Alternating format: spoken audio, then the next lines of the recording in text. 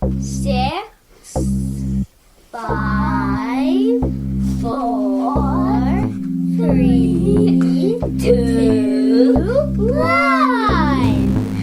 How about we do it again? 6, 7, 4, 3, 2, 1. I think I farted. Okay, let's try one more I time. definitely Ready?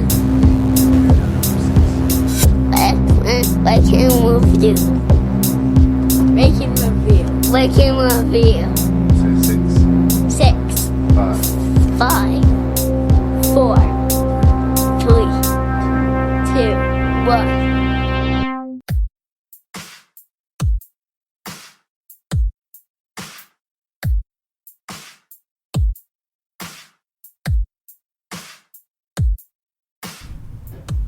Hello and welcome to another fun-filled edition of Rank and Review. I'm your host and random Canadian, Larry Parsons.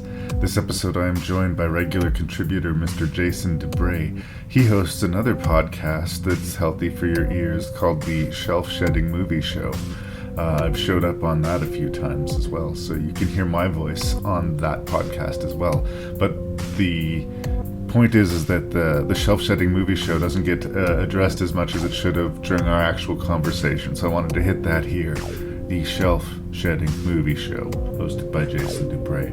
The subject of this week's episode is cults. It's not about cult movies, it's about movies on the subject of cults.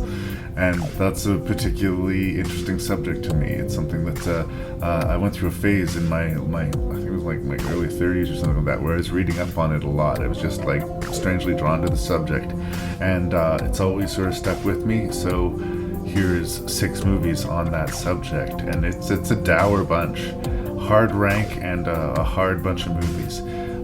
So get ready for some dark conversation. If I come off insensitive towards belief systems or religion, that's not really my intention. A lot of the stories have that negative aspect to them. You should go into the podcast with that in mind, as well as the fact that there's going to be spoilers for the 6 movies that Jason and I are talking about, as well as frequent coarse language throughout the podcast. But let's all of us try to be adults about this, shall we? If you have feedback, and I hope you do, please send it to ranknreview@gmail.com. That's ranknreview@gmail.com.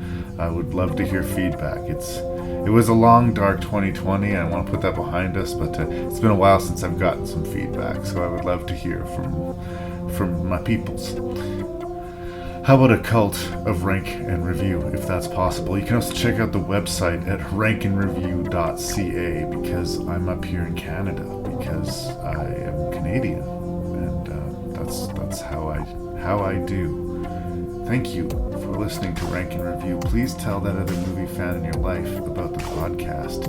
Now let's talk about cults.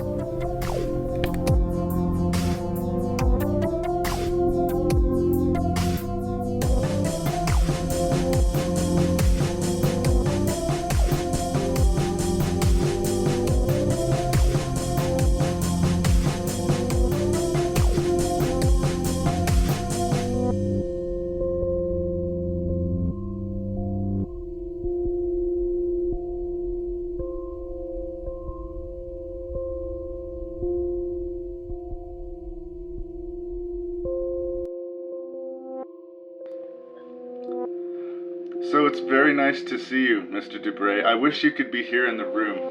I am getting really sort of tired of having to constantly talk to people through the computers. I mean, I love that we live in this age of technology. I shouldn't complain.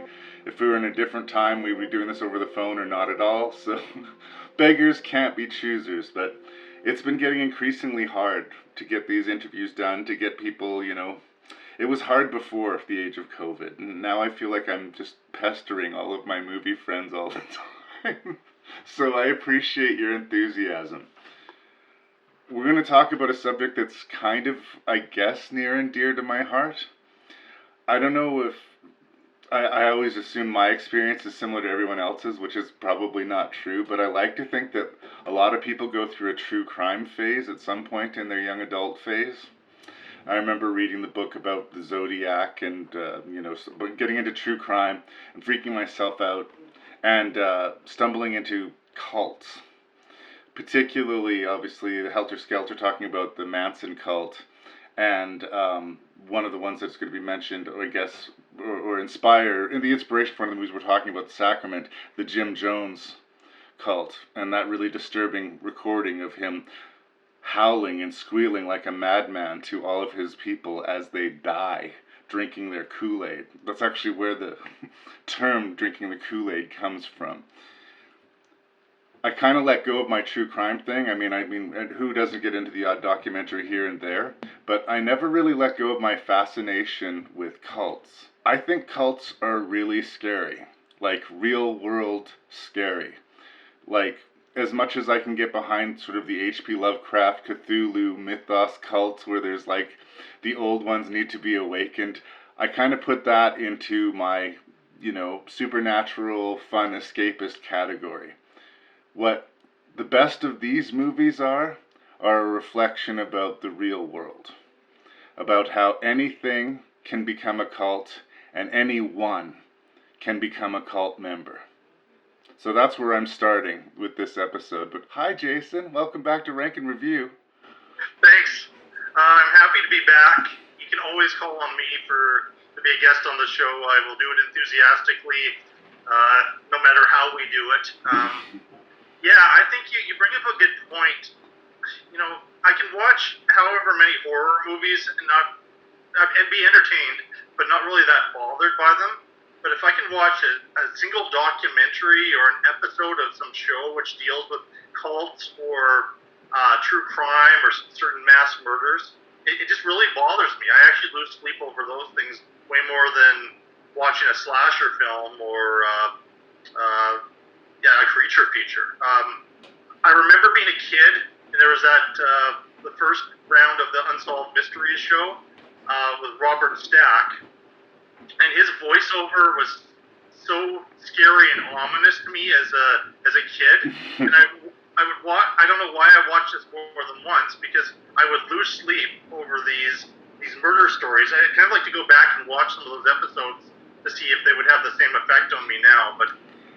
Certainly, a good documentary on this subject really, really bothers me. And the fact that people are willing to accept wholeheartedly what these leaders, as charismatic as they are saying, and in many ways kind of using religion. And not all of these are religious based. There is one for sure, which is a little bit more like the Manson idea. But using religion to manipulate people in this way and make them believe that they are talking to a human who is a god, and just the number of people that get caught in that, it scares me. It really scares me. And these films. I hadn't seen any of them before. Not one. And I'm happy to say that I recommend all 6 of them, which made the rank really difficult. But we had a snowstorm here, not to date this episode whenever it comes out, but we had a snowstorm in Saskatoon, and I watched all 6 of these over 2-3 days. Kind of binged them. They're all very dark movies, but it was interesting for me to sort of see my reactions and sort of see how, to me, the first 2/3 of most of these movies are really solid. And there are points when you are watching, this is how good the acting is in these.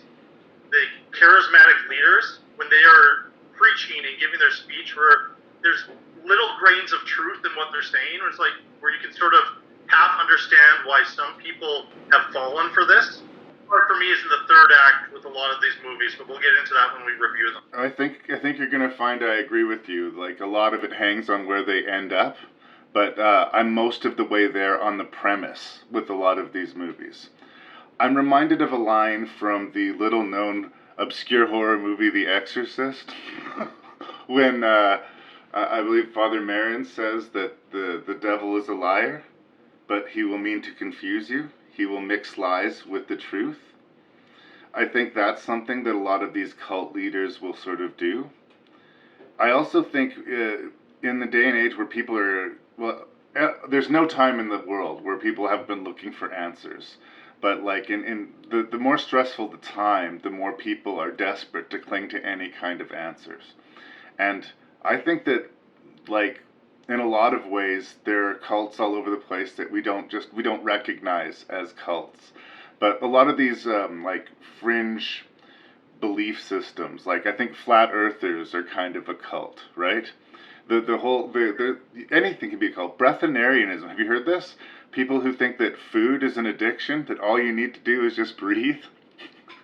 That when you get hungry and you get cramps in your stomach from hunger pains, that's just like your body going through withdrawal because we have this addiction to food. Like, it flies in the face of like everything we know, and there's no profit motive in this case. Like, there's no.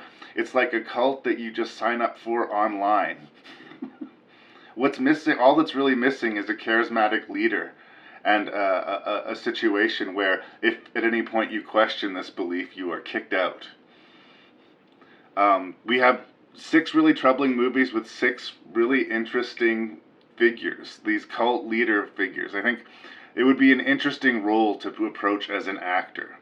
Not just as, like, I have to be someone who can carry a scene and hold a room and speechify, but also do that and play whatever the machinations are that are going behind the scenes. Are you a believer in this cult? Or are you just like a narcissist, somebody who just likes manipulating people? And can we see that? Does that come through? And does it in the end make sense? And I think that's what you're saying with a lot of these movies kind of have these, go for the twist maybe ending or a gotcha moment at the end. And I don't necessarily mind a gotcha moment, but I think you need to earn it a little bit. And in some cases, not all, I think they might have stubbed their toe on the ending a little bit. But like you, I think generally speaking, because I'm so intrigued and terrified by the subject matter, I do to at least a limited degree think you should check out these movies if it interests you. I get that it's a niche market, and it was occurring to me, like, what do I call this episode? I was thinking cult films, but then someone's going to go in thinking cult films, like the Rocky Horror Picture Show or something like that. No, literally cult movies. Yes. Is there anything else you want to say by way of introduction before I list off these 6 movies and we get started on yet another episode of Rank and Review? Not really. I think, yeah, these movies seem to work for me on the whole. I just listened to your review of VHS 2, a film I haven't seen, even though it's a few years old. And it sounds like there's a really amazing short film. Yes, there is. One about that would have fit in here quite well. It might be even better than some of these because it doesn't have to have the feature-length quality where you feel like you have to have this third act with a surprise or a twist, which kind of ruins the authenticity of the first 2/3 of the film. Yeah. I'm going to do a quick shout-out. I don't know what the best place is to do this, but a quick shout-out for another cult movie, which I think is absolutely amazing, Paul Thomas Anderson's The Master. Yep. Which looks deep at Scientology. And that's kind of when Joaquin Phoenix announced himself to me as being even more than I thought he was as an actor, and he's continued in that vein. So just to your listeners, if you haven't watched The Master, it's actually kind of a bit of an underrated P.T. Anderson film at this point. If there is such thing as an underrated P.T. Anderson. If. Okay, the 6 movies on the subject of cults. not cult movies, but movies on the subject of cults that Jason Dubray and I are going to talk about this episode. The Sound of My Voice. That's with Britt Marling. She actually co-wrote the script, and Zal Batmang. Oh my gosh. Yeah. So you can see the problem I'm having. These 2 have collaborated since then on a Netflix show called The OA. I've not seen it, but it's supposed to be quite good and similar in theme. So just... I'll check it out. I've seen it advertised. I don't know what it's about. So. Yeah. Fun fact. The Sacrament from Ty West, who's a really interesting independent horror filmmaker. And I just also recently checked out this Western that he made with Ethan Hawke and John Travolta called In a Valley of Violence, which is somewhere between brutal and hilarious, but like such a weird movie. He did this movie as a sort of collaboration with Vice, where a bunch of reporters are going to go look at this very Jim Jones-esque cult, and the whole thing is done as if it's a Vice investigative journalism piece, which is kind of interesting. The Believers, from one half of the creative team that made the Blair Witch Project, Daniel Myrick, and these raw feed productions, which were very low budget things. I think they originally aired on TV, and then they were mass distributed. They're one of these movies that like showed up everywhere on DVD for a couple months, and then vanished from the history books forever. This might be the first Kevin Smith movie that I review on the podcast. How strange is that? Red State. I don't know that it's like really a representative of Kevin Smith's work, but it's definitely an interesting piece of like Kevin Smith take on cults. I think arguably the most obscure title on the list is Holy Ghost People from director Mitchell Altieri. I'm hoping I'm saying this right. I'm terrible with these last names. And this is going for the more rural, homespun, sort of radical Christian cults that are very believable. Like, these things have existed, will exist, and do exist right now. So, and we're going to wrap it up with indie darling Martha, Marcy, May, Marlene. Thank you for being here, Jason. Somewhere in the valley, there is a woman living in a basement. She's actually amassing followers, these people who believe that she'll lead them to salvation or whatever. And yes, she's dangerous, but we have to see this thing through all the way. We began by preparing on the outside. Well, this transmitter records everything from the camera. We go out of range outside of 50 feet. Peter, that's too big to swallow. People need to see video of Maggie. No way. Couldn't tell the exact location of the house. We were in the van for approximately 20 minutes. The first night is always the most difficult. To see her is to believe her. Of course, that's how these cons work. You see, the anchor is the sign of a traveler, and the number 54 refers to where I come from. 2054. Your future. Well, what if she is? From the future? No one is from the future.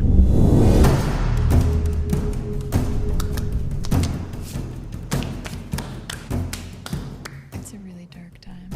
Every life. So one of the things that all of these cult movies that we're going to talk about, I think in this list, have in common, that maybe the reason The Master is not included as part of this, is that they're all very independent, very low budget movies. You know, there's not a lot of money behind them. The stories are small and kind of get you in the gut, emotional, psychological thrillers. And when they work well, but the problem is that they're a tough sell. The Sound of My Voice is a tough sell from a premise level, in that most of it takes place in a basement, people wearing white robes, listening to this woman who is telling stories about how she's a time traveler. And I think that the performances throughout the movie, everybody in the movie, I think, is actually really good. In fact, it takes me back to my old theater days where, you know, we would do these really sort of long-winded improvisation, sort of intense scene work or improvised works. And while you're doing the scenes, while you're in the room doing them, there's a hypnotizing sort of in-the-moment quality to it that this movie kind of taps into. How entertaining that is to each individual person will probably rest on how entranced you are with this lead performance, Britt Marlin. I think that the only place that the movie strongly stumbles for me is in the screenplay, but that by the time that stumble happens, because everything else has been handled so authentically, because I don't exactly like everybody in the cult, but I don't hate anybody particularly in the cult, except for maybe the leader herself.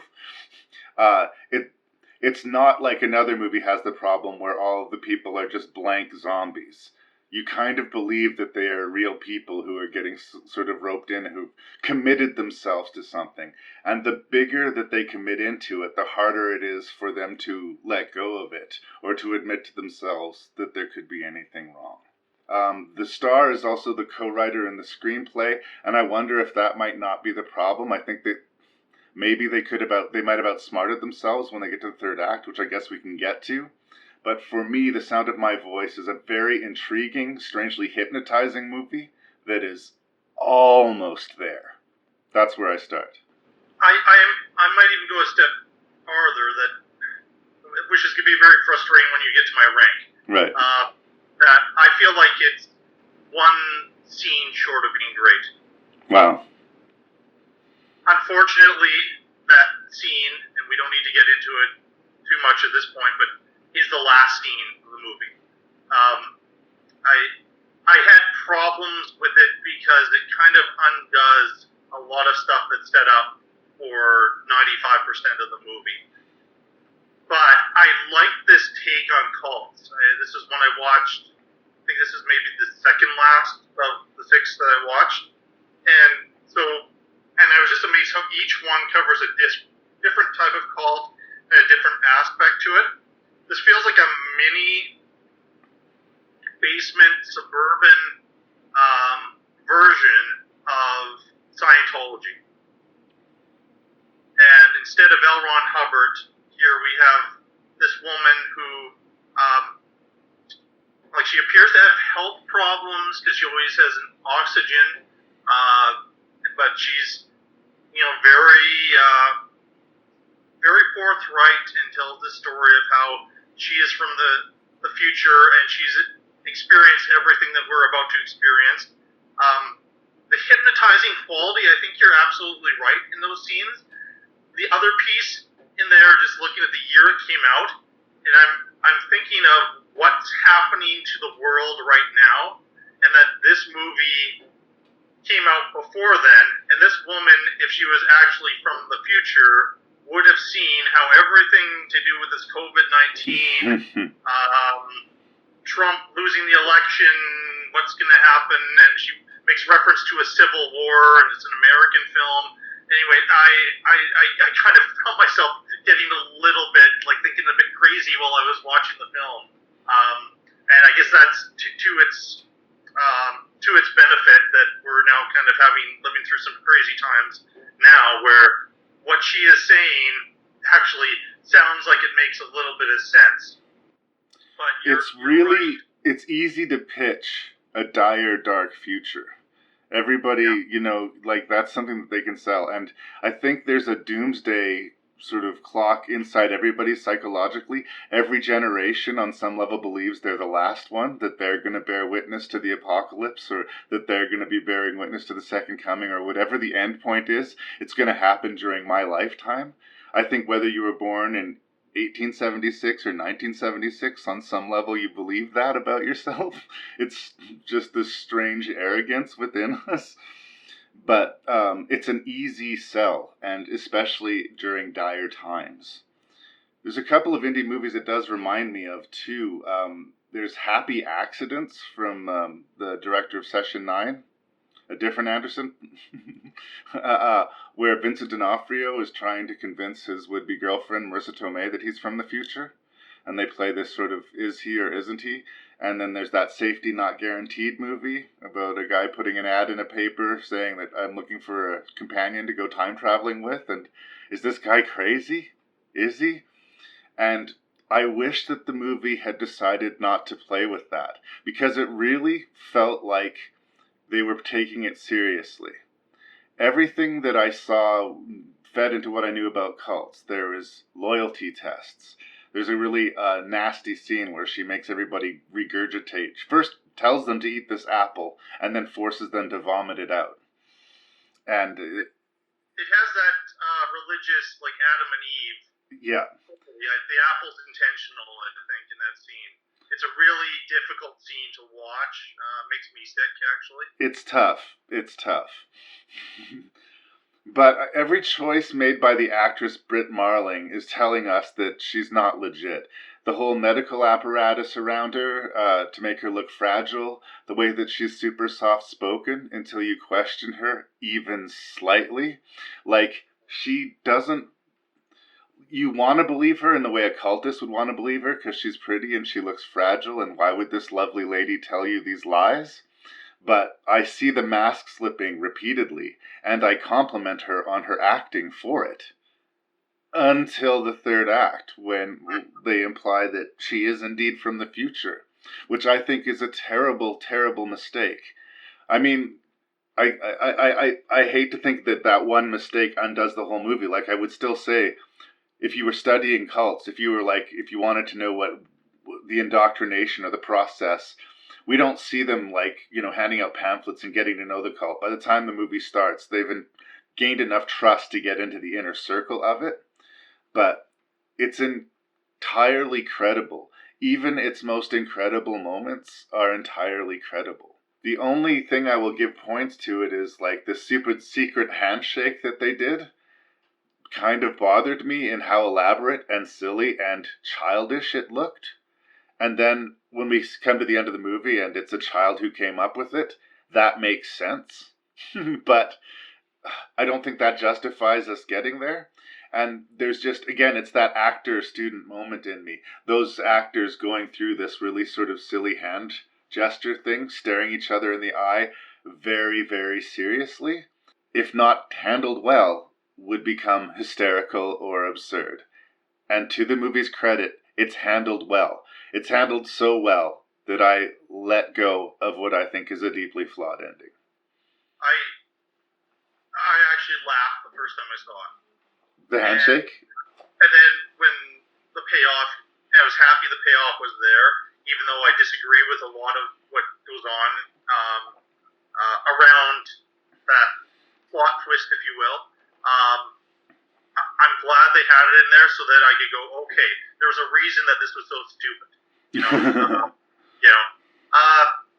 Couple things I want to say that are really nice about it. It was on the road to be number one, and spoilers for the end of the show, it's not number one for me, but it was on that road until the end. But there are some really beautifully intense acting scenes, and you mentioned one of them, which is the payoff to this puke scene. I don't think we've talked too much about the fact that two of this couple are trying to make a documentary, and they're acting like reporters, and they've infiltrated this cult so that they can make a documentary about it. And they're operating kind of a dangerous situation, and that's the stakes of the film, is feeling fear for them. And there's kind of this Peter Aiken, I think is the name of, or Christopher Denholm plays Peter Aiken. Right. And he's hid this device and swallowed it, and so the idea of puking something up will reveal what he's doing. And so he's in this really impossible situation, which leads to this confrontation with Maggie that gets incredibly personal and incredibly intense and beautifully acted by the two of them. The other one I wanted to mention was, when Maggie gets challenged on what are the great songs of the future, and she randomly starts singing the Cranberries. Yeah. And then the other piece to it that I was thinking of that the film would have not known is, the Cranberries have come back in a big way the last few years. Well, Dolores O'Riordan passed away, and that kind of brought it back into the spotlight a little bit. Yeah, but it seemed like a random out there thing to have. But this is a good piece. There's this Asian couple that joined at the same time as the other couple, and the husband questions her on why such an old song is a big hit in the future where she comes from. And he does it very politely and very delicately. But she attacks him, and that exchange is brilliant. Yeah. And it gave that character a lot more. And then you can see what cults do to families too, because he gets kicked out, and then she turns to his wife and says, "You have a choice to make right now. Yeah. Go with your husband, or you stay with us." She gives up her husband right then and there. Doesn't even think about it. No, There's no thought. Scary stuff. And Very you effective. believe it. You believe it. And what did he do? He said, "Oh, I'm sorry. I'm sure you know this. That's a Cranberries song, isn't it? It's like from the 90s." Like, he wasn't like, "You're full of shit." He was just pointing out something that was true, right? Yeah. And you can't throw facts at somebody like this, you know?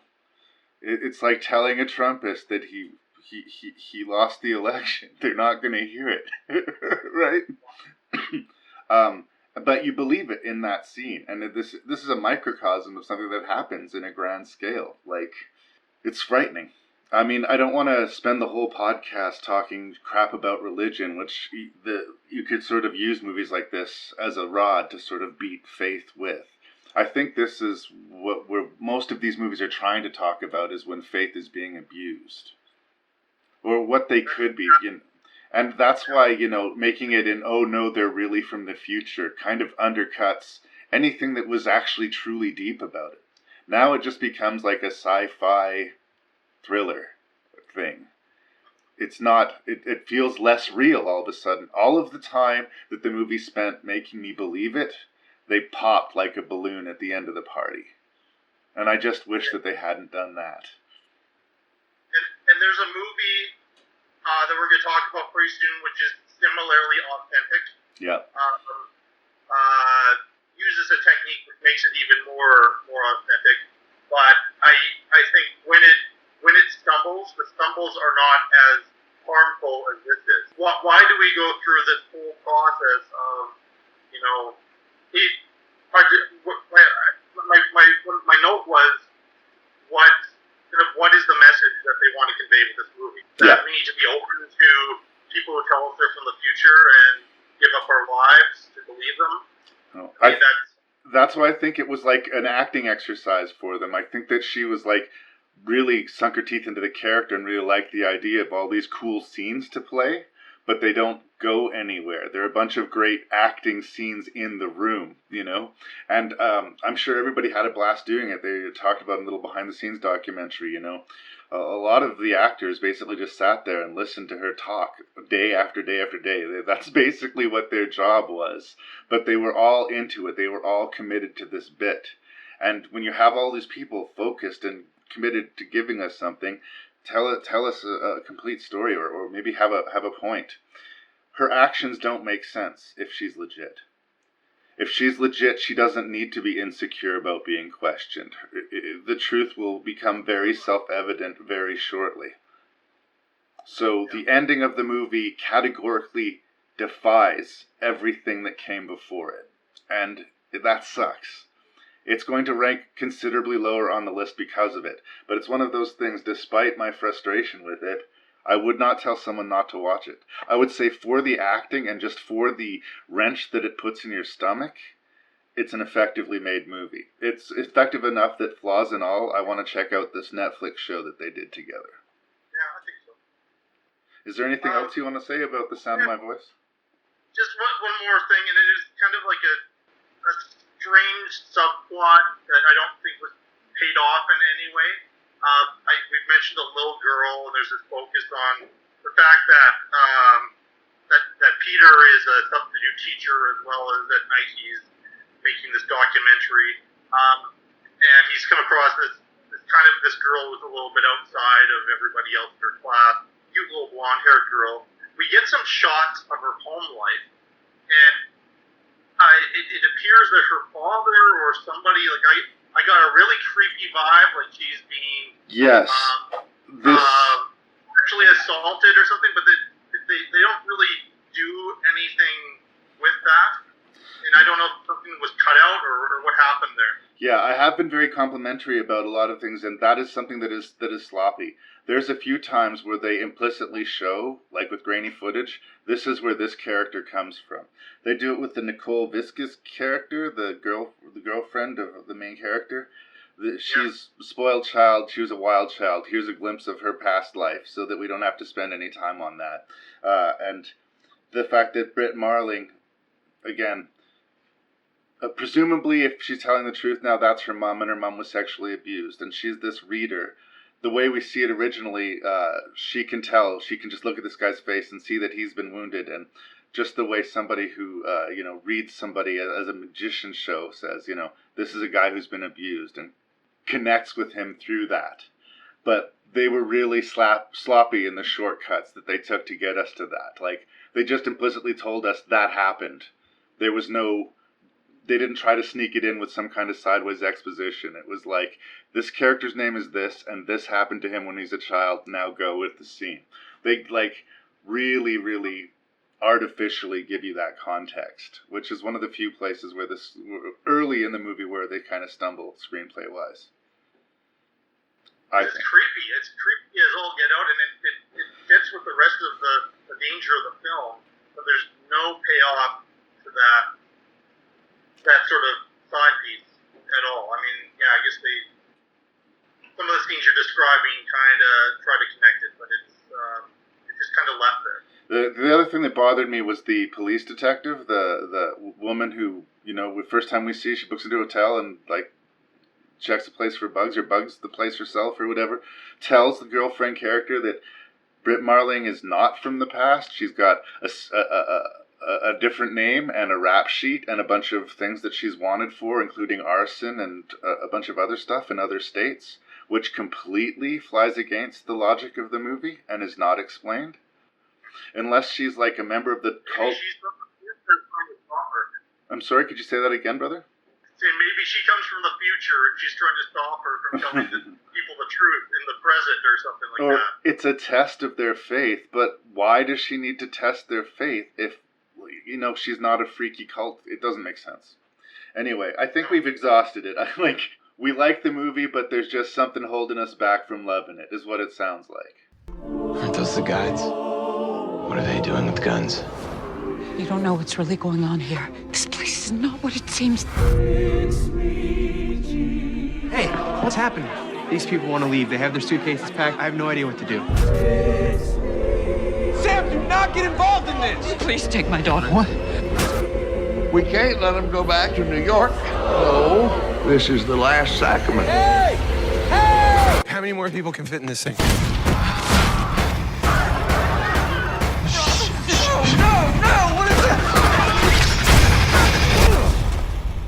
Take the camera. I want you to film this. It's important. It's fine. Take it. Take it. Take it. Fix me, Jesus. Fix me.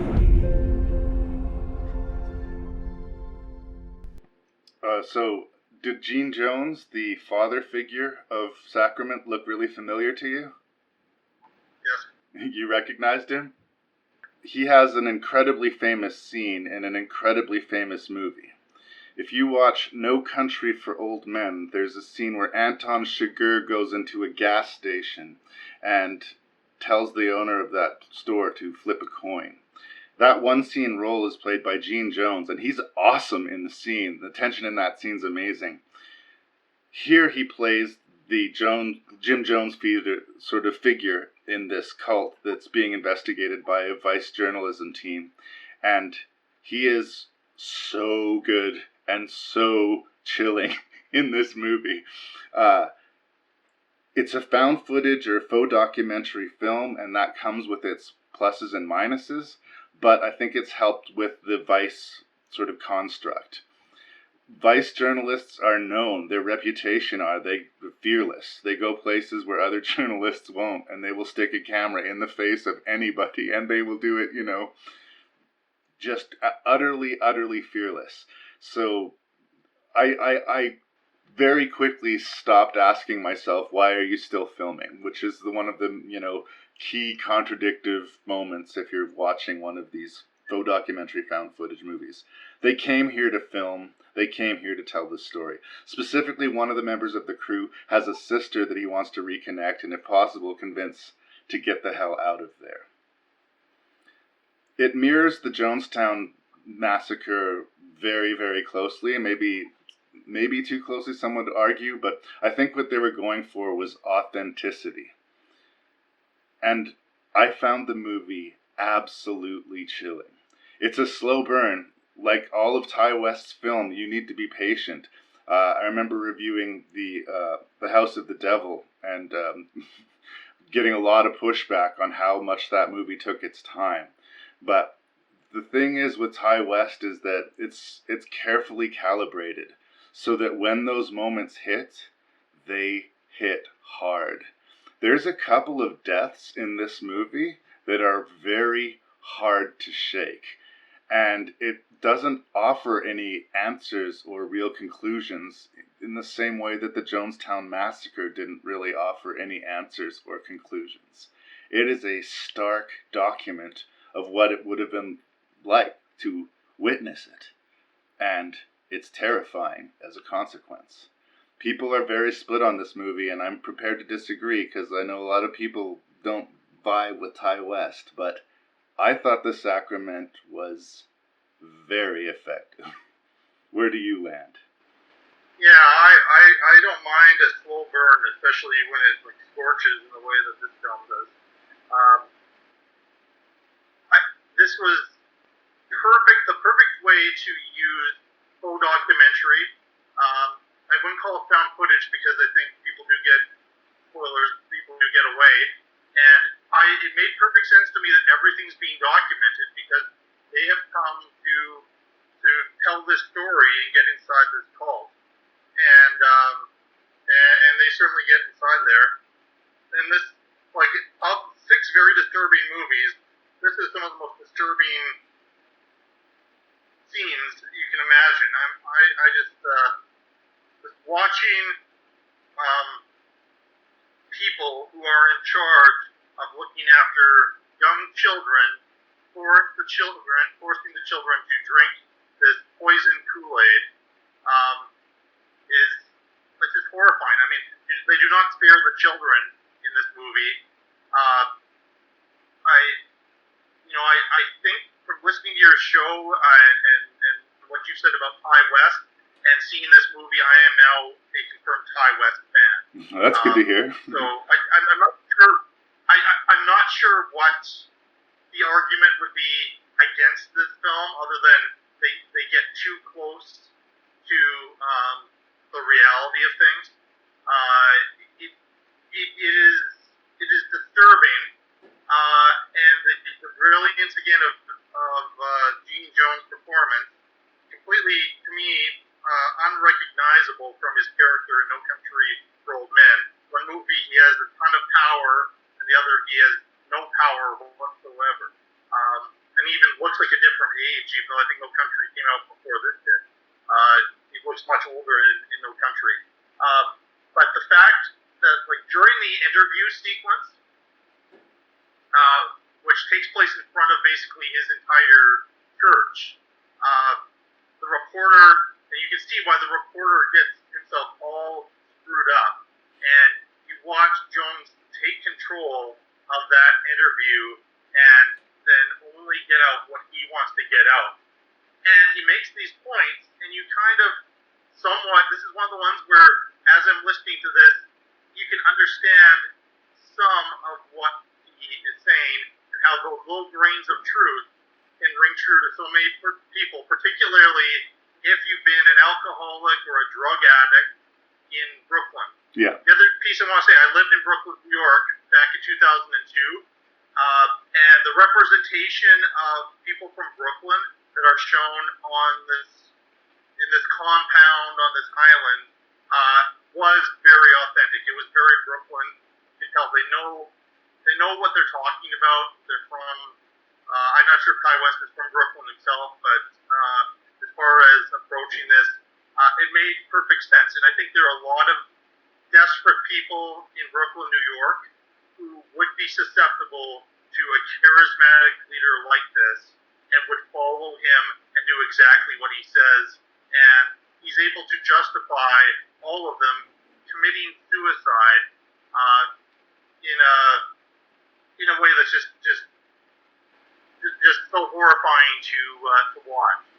So my negative notes, because I am going to be very positive as much as this movie disturbed me. I think it's brilliant. I really would be on my top lists of horror movies of that particular decade for sure. There's a few horror movie cliches. We had this really adorable mute girl who shows up, and it's a little bit creepy sometimes when she shows up, I guess. But like, the payoff to her character is so maddening. Like, I mean, they actually went places that other filmmakers wouldn't. It becomes so frustrating there. But there's that, and there's one little moment where like the reality show self-confessional, if you find this tape type of thing that goes back to the Blair Witch Project, which I thought was maybe unnecessary. Again, it doesn't spoil the meal for me. I mean, it's familiar. It is familiar. There's a little bit of I think it's not that long a movie, but I think there's an unnecessary 5 to 10 minutes in there where this one little extra melodrama starts to happen involving these these hired assassins that I don't think needed to be in the film. I mean, we're past the climax of the film at that point. It was just like one last jolt before we finished that was maybe one step too many. But other than that, it is a solid film, and I would, if you can take this dark material and you can handle it, I highly recommend The Sacrament. It's very effective, and I like found footage movies, by the way. Yeah. I know not everybody does. Maybe part of the fight, I don't know, with this film, but it is great. The acting is solid. It feels very authentic. The context, very, very authentic. There's some context that I maybe would argue could have been better read through the film. I inferred it, but again, like, I've read up on a lot of cults and like I kind of know. But these people who not only were part of his sect, but have relocated their entire lives to South America to farm in this really unforgiving environment and live really harsh lives of camping doesn't say it. This isn't like fun a lot of the time, but they're so committed that they have, at this point, they have to tell themselves that this was the right thing to do and that they're better off, however unhappy they are. Even at that, and even with the true case, somewhere between 10 and 15% of the people there balked at taking their own lives and tried to flee. Those are the people who were gunned down for there are people who did escape, but there was hired militia that were there to prevent people from escaping. And that's crazy enough, but it adds to the third act of this movie. Like, as they're getting out of the place, even after all of the immediate threats seem to have killed themselves, anytime they bump into someone, they have no idea if it's friend or foe, and neither do we. It is not okay until they're on the helicopter and the helicopter is high in the air. And like, I love how the first 45 minutes of the movie, I'm engaged, I'm into it, but you're just waiting. You're just waiting. You can feel this thing coming. And when it comes, like, you go from wanting it to happen to wanting it to stop really quickly because, there are three arguably, but two that I want to talk about, death scenes in this movie that I just find so disturbing. One of the characters there specifically to rescue his sister. And his sister ties him to a chair and injects him with a poison. And as he begs her and screams to her and cries and tries to reach her in spite of the poison already coursing through him, he slowly dies in front of her. And it is really brutal. Like, it's not particularly violent, but it's worse than watching a rape scene almost. Like, because he loves this woman so much. He's done so much to try to save her. And she murders him with a smile on her face. And it's so ugh. And there's another scene, I think you're sort of referring to it, where a woman who has way late in the game second thoughts about this cult wants to leave but knows it's too late, but does not want to force her daughter to be poisoned or subject her to gunfire. So she takes her daughter's life herself with a knife to the throat. That one got me. I mean, that was... It's wow. Wow. And again, the point of view on it isn't as brutal as it could be. You know what happened, but it's just, it gets you right in the stomach, and this is it's credible. We don't know that specific thing happened in Jonestown, but like, I've made a series of decisions that have led me and my daughter to this place. To this place where the best thing I can do for my daughter is take her life before someone else does it. So at least she dies by the hand of someone who loved her. A.J. Bowen plays one of the lead investigators. He conducts the interview and spends a long time tied to a chair, being sort of subjected to the father's final sort of case. I really liked seeing him in this movie because he played a likable character. I've seen him in so many indie horror movies where he's either a coward or a son of a bitch or both. I really liked cheering for him, and like I was on his side. He was not committed to this cult this whole time, and he went in gung-ho, I'm a brave-ass journalist, and it gets too real for him, and by the time it gets too real for him, he is in it. He is stuck in it, and like, I love it. I love it.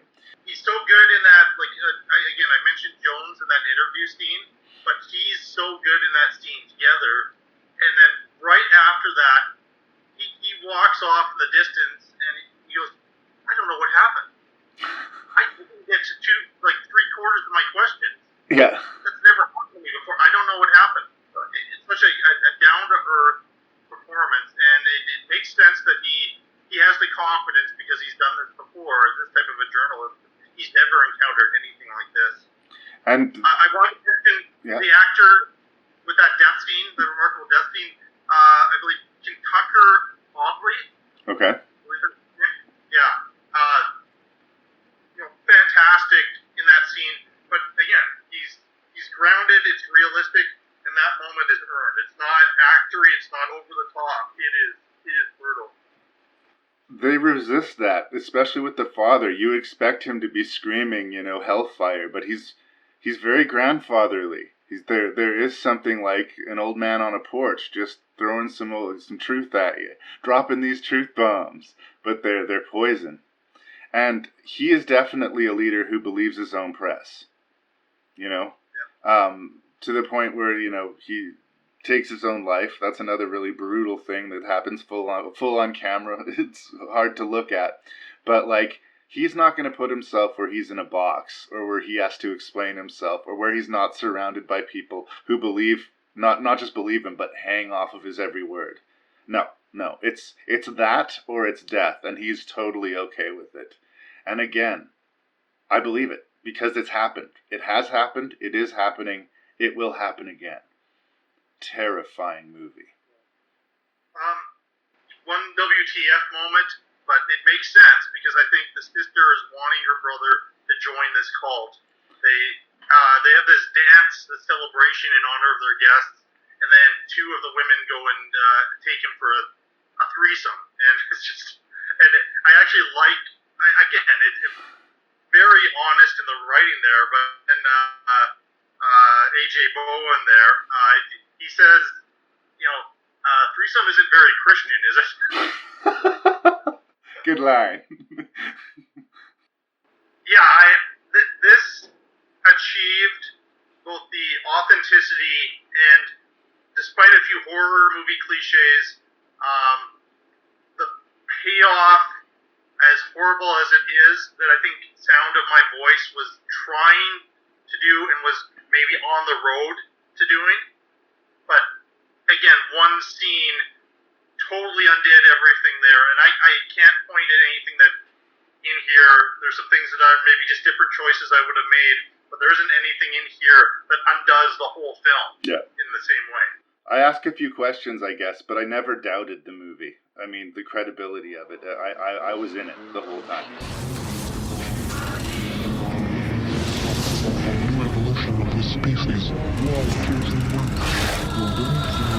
The teacher is preparing us.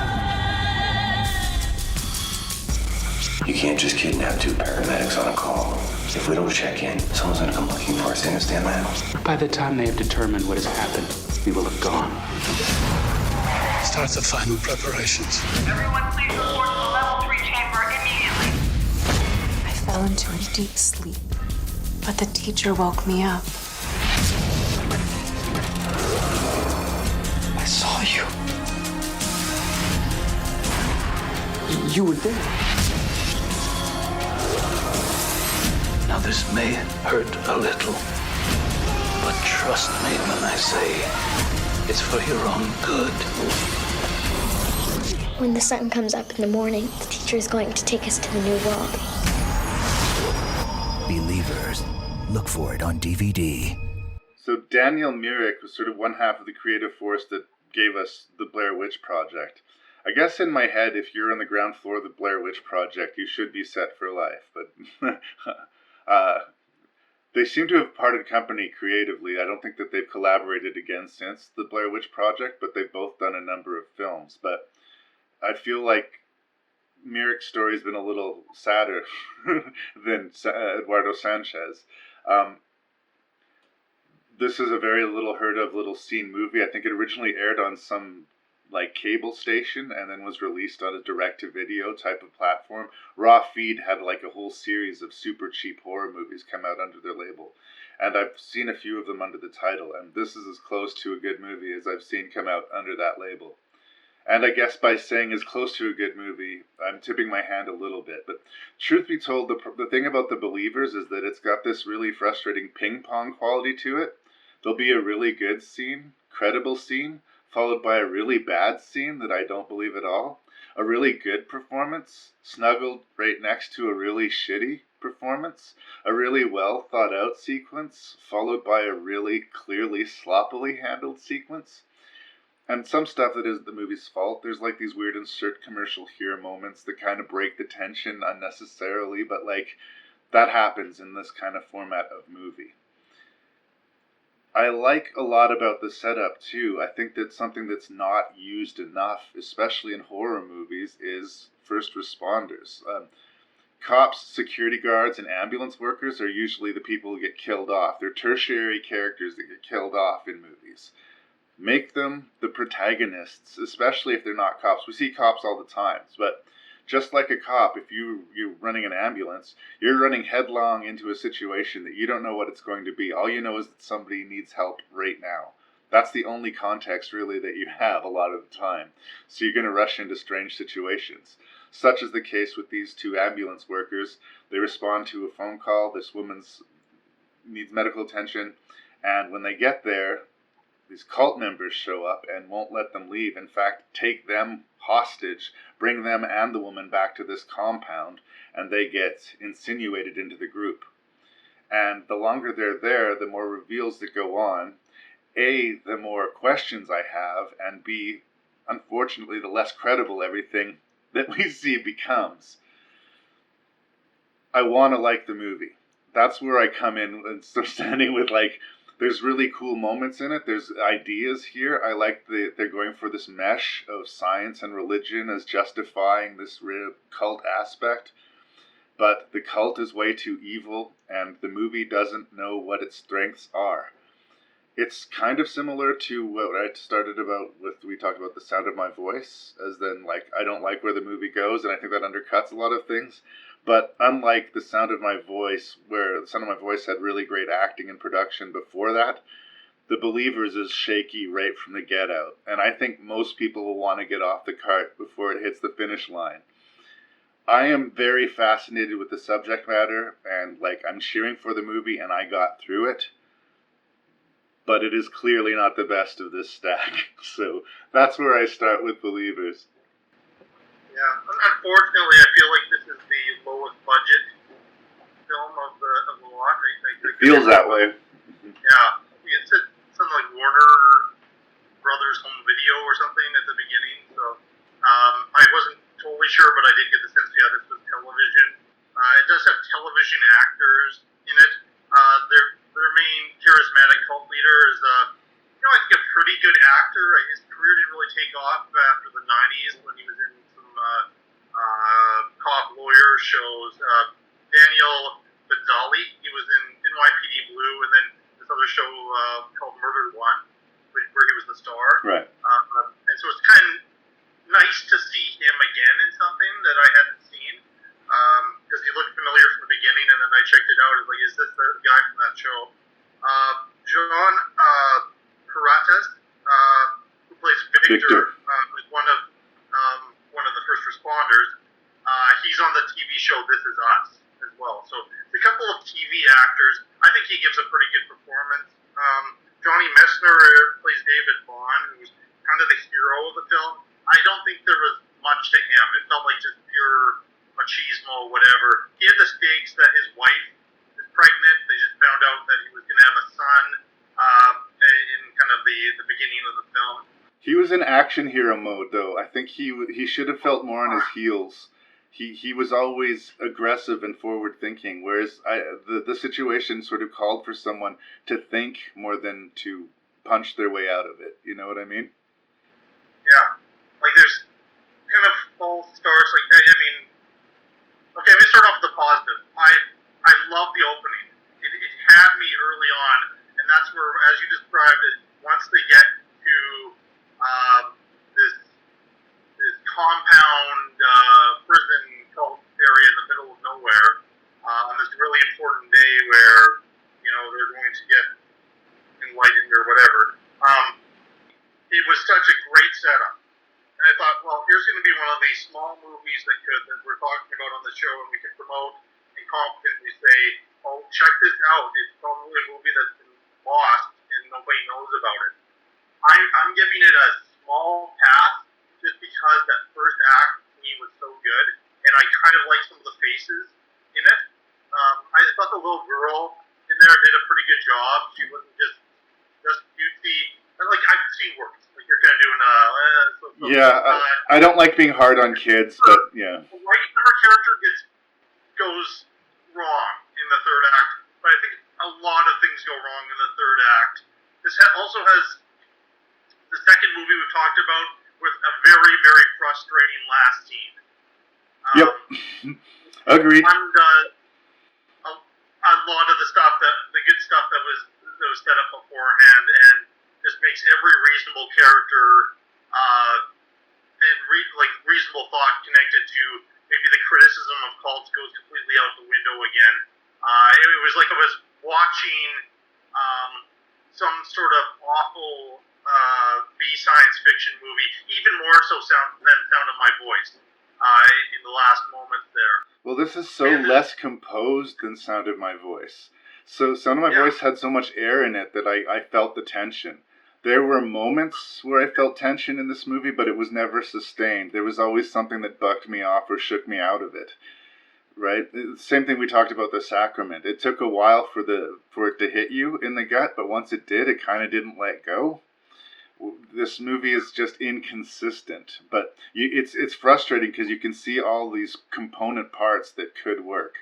I personally think that the cult leader is a little bit too evil by half, and I especially think that the actress who plays the woman who we think is trying to escape initially and then is all weirdly hypnotized, and there's that fucked up sex scene that goes on.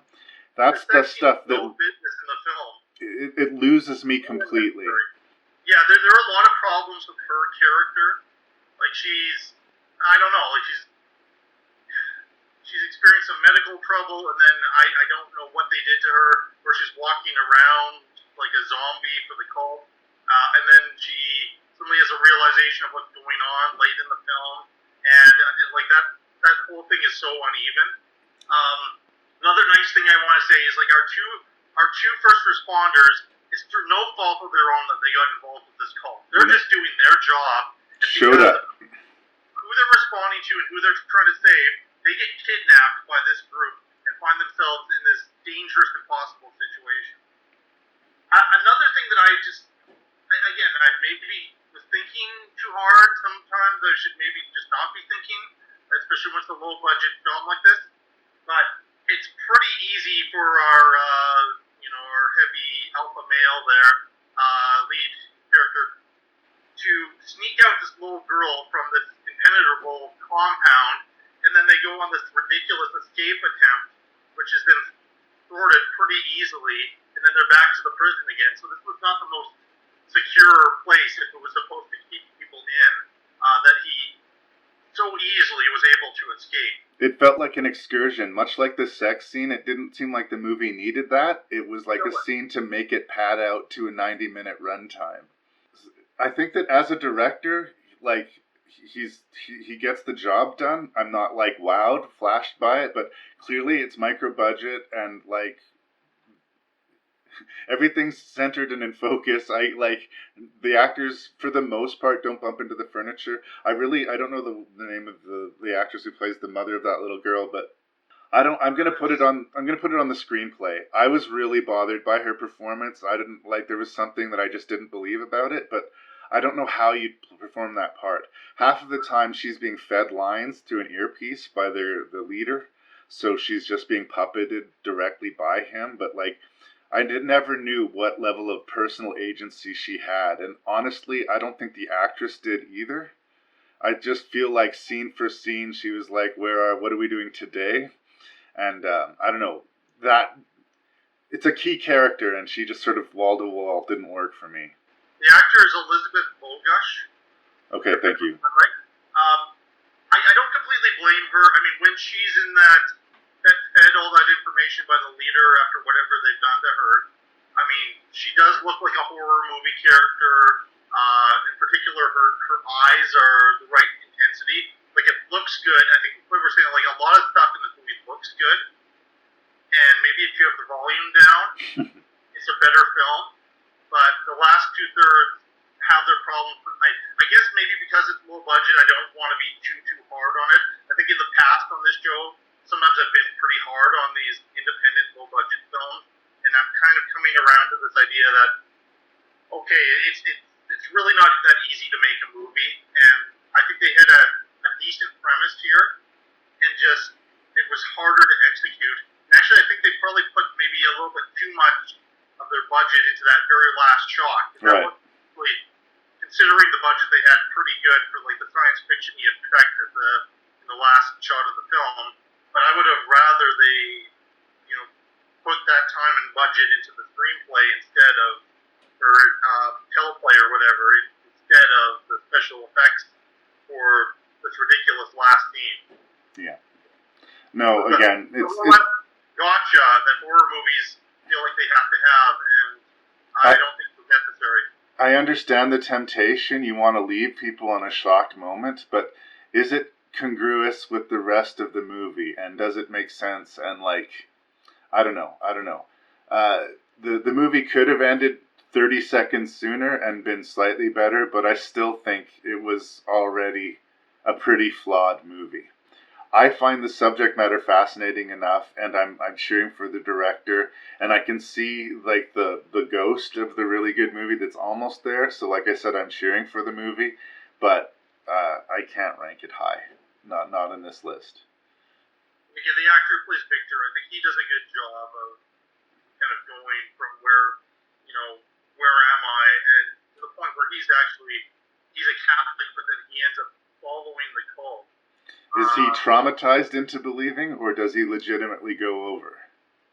Well, he seems willing, but I think he has been traumatized. How does he's reacting to the imprisonment much more than the Messner character. But Messner seems just macho. He's in the same place, beginning to end type of thing, and he doesn't seem affected by this. And you would be affected. I don't care, like, you don't expect this to happen when you're on your ship. You expect some traumatic stuff sometimes at any given moment to happen as a first responder, but something to this level would throw you off, I would think. There's something to be said for trying to keep a cool head and rolling with the punches, but at the point where you're in a cage, your partner's seriously wounded, and like, you're allowed to freak out a little bit. You're allowed to show that you're a human being. And yeah, that was missing. I will agree with you. And again, I think with the Victor character, like, if I knew why he turned, if I believed that he was convinced by the cult, or if he was traumatized into it, but I didn't know quite why that happened. And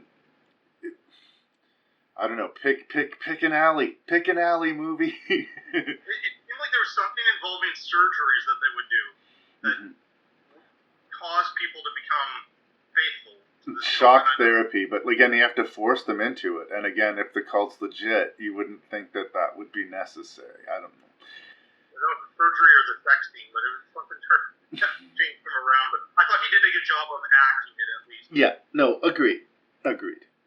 it's a tough sell. Bet you boys want to get up to the devil's business, don't you? So get drinking, because I ain't drinking alone. And I don't let no man in me unless he's got at least 2 beers in. Yes, ma'am.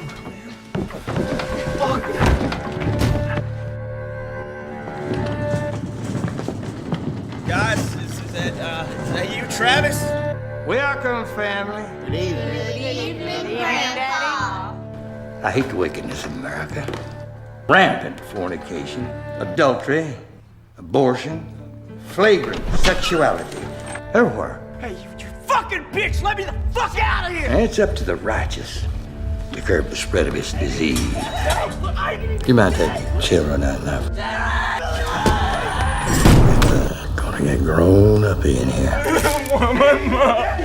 Send the sinner straight to hell. Send the sinner straight to hell.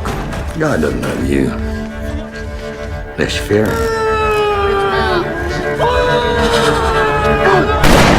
So, I should thank you again. Once upon a time, Jason Dubray took me to see Kevin Smith. He did not take me to see Kevin Spacey. That would have been an interesting evening too, I suppose.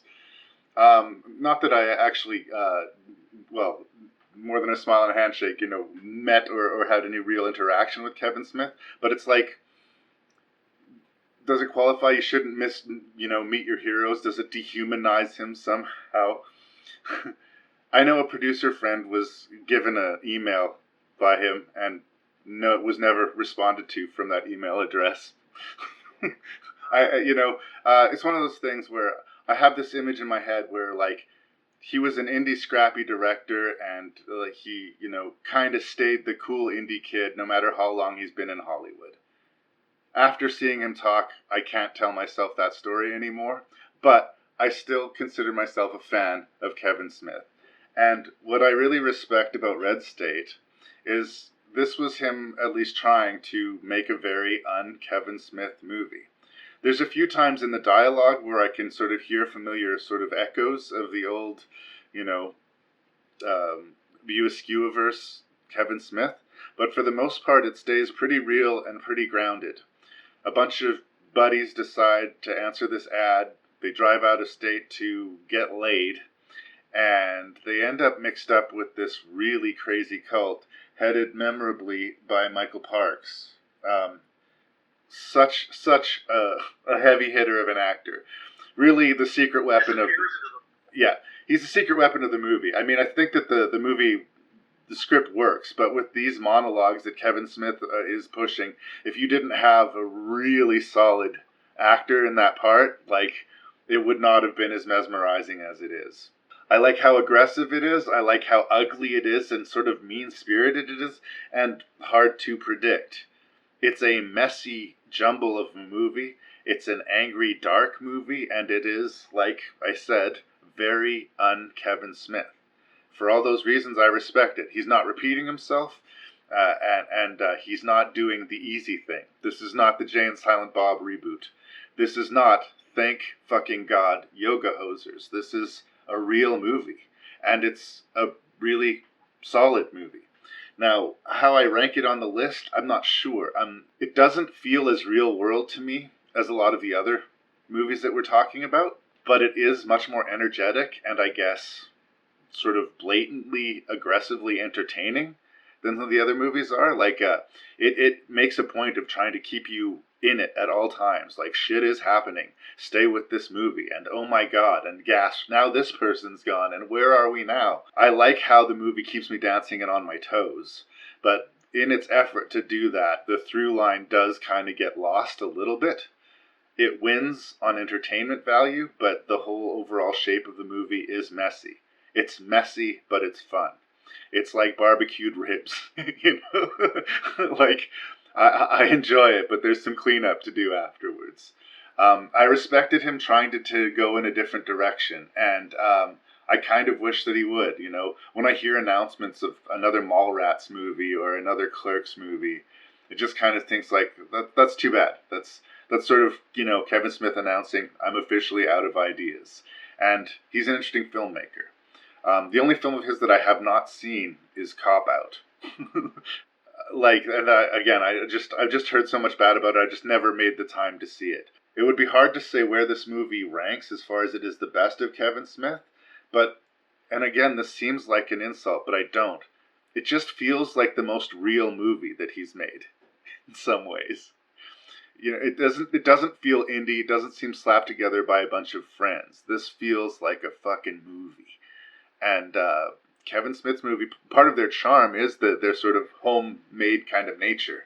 And this doesn't have that. This has polish. This has gunfights and explosions. This is Melissa Leo. And it's noisy and it's loud, but it keeps my attention. That's where I start with Red State. This was a really tough one in this group. There are two movies I had a tough time ranking. This is one of them. It's almost overly energetic, to the point of being so over the top. And I think he's trying to make a point about the United States and how people are operating at this particular time. What felt familiar to me was the setup was these high school kids and they're talking about getting laid, and the sheer number of fucks in the screenplay is a very Smith type thing. Sure. Again, that doesn't spoil the meal for me because I like Tarantino, I like David Mamet. I mean, that's what they do. But I was really wrestling with this one. Like, there's people who appear in this movie that I have no idea why they're there. Kevin Pollak is quite a good comedian and terrific actor. He's been in a lot of stuff. He shows up for 30 seconds, and spoilers folks for the movie, 30 seconds, and he gets his head blown off. Like, why is he in this movie? Well, that would for me that answers itself. I think that the reason he's in the movie is he's a recognizable face, right? Like, hey, look, that's Kevin Pollak. I didn't know he was in this movie. Oh, he's not in this movie. I think. I mean, he's just somebody for John Goodman to consult with.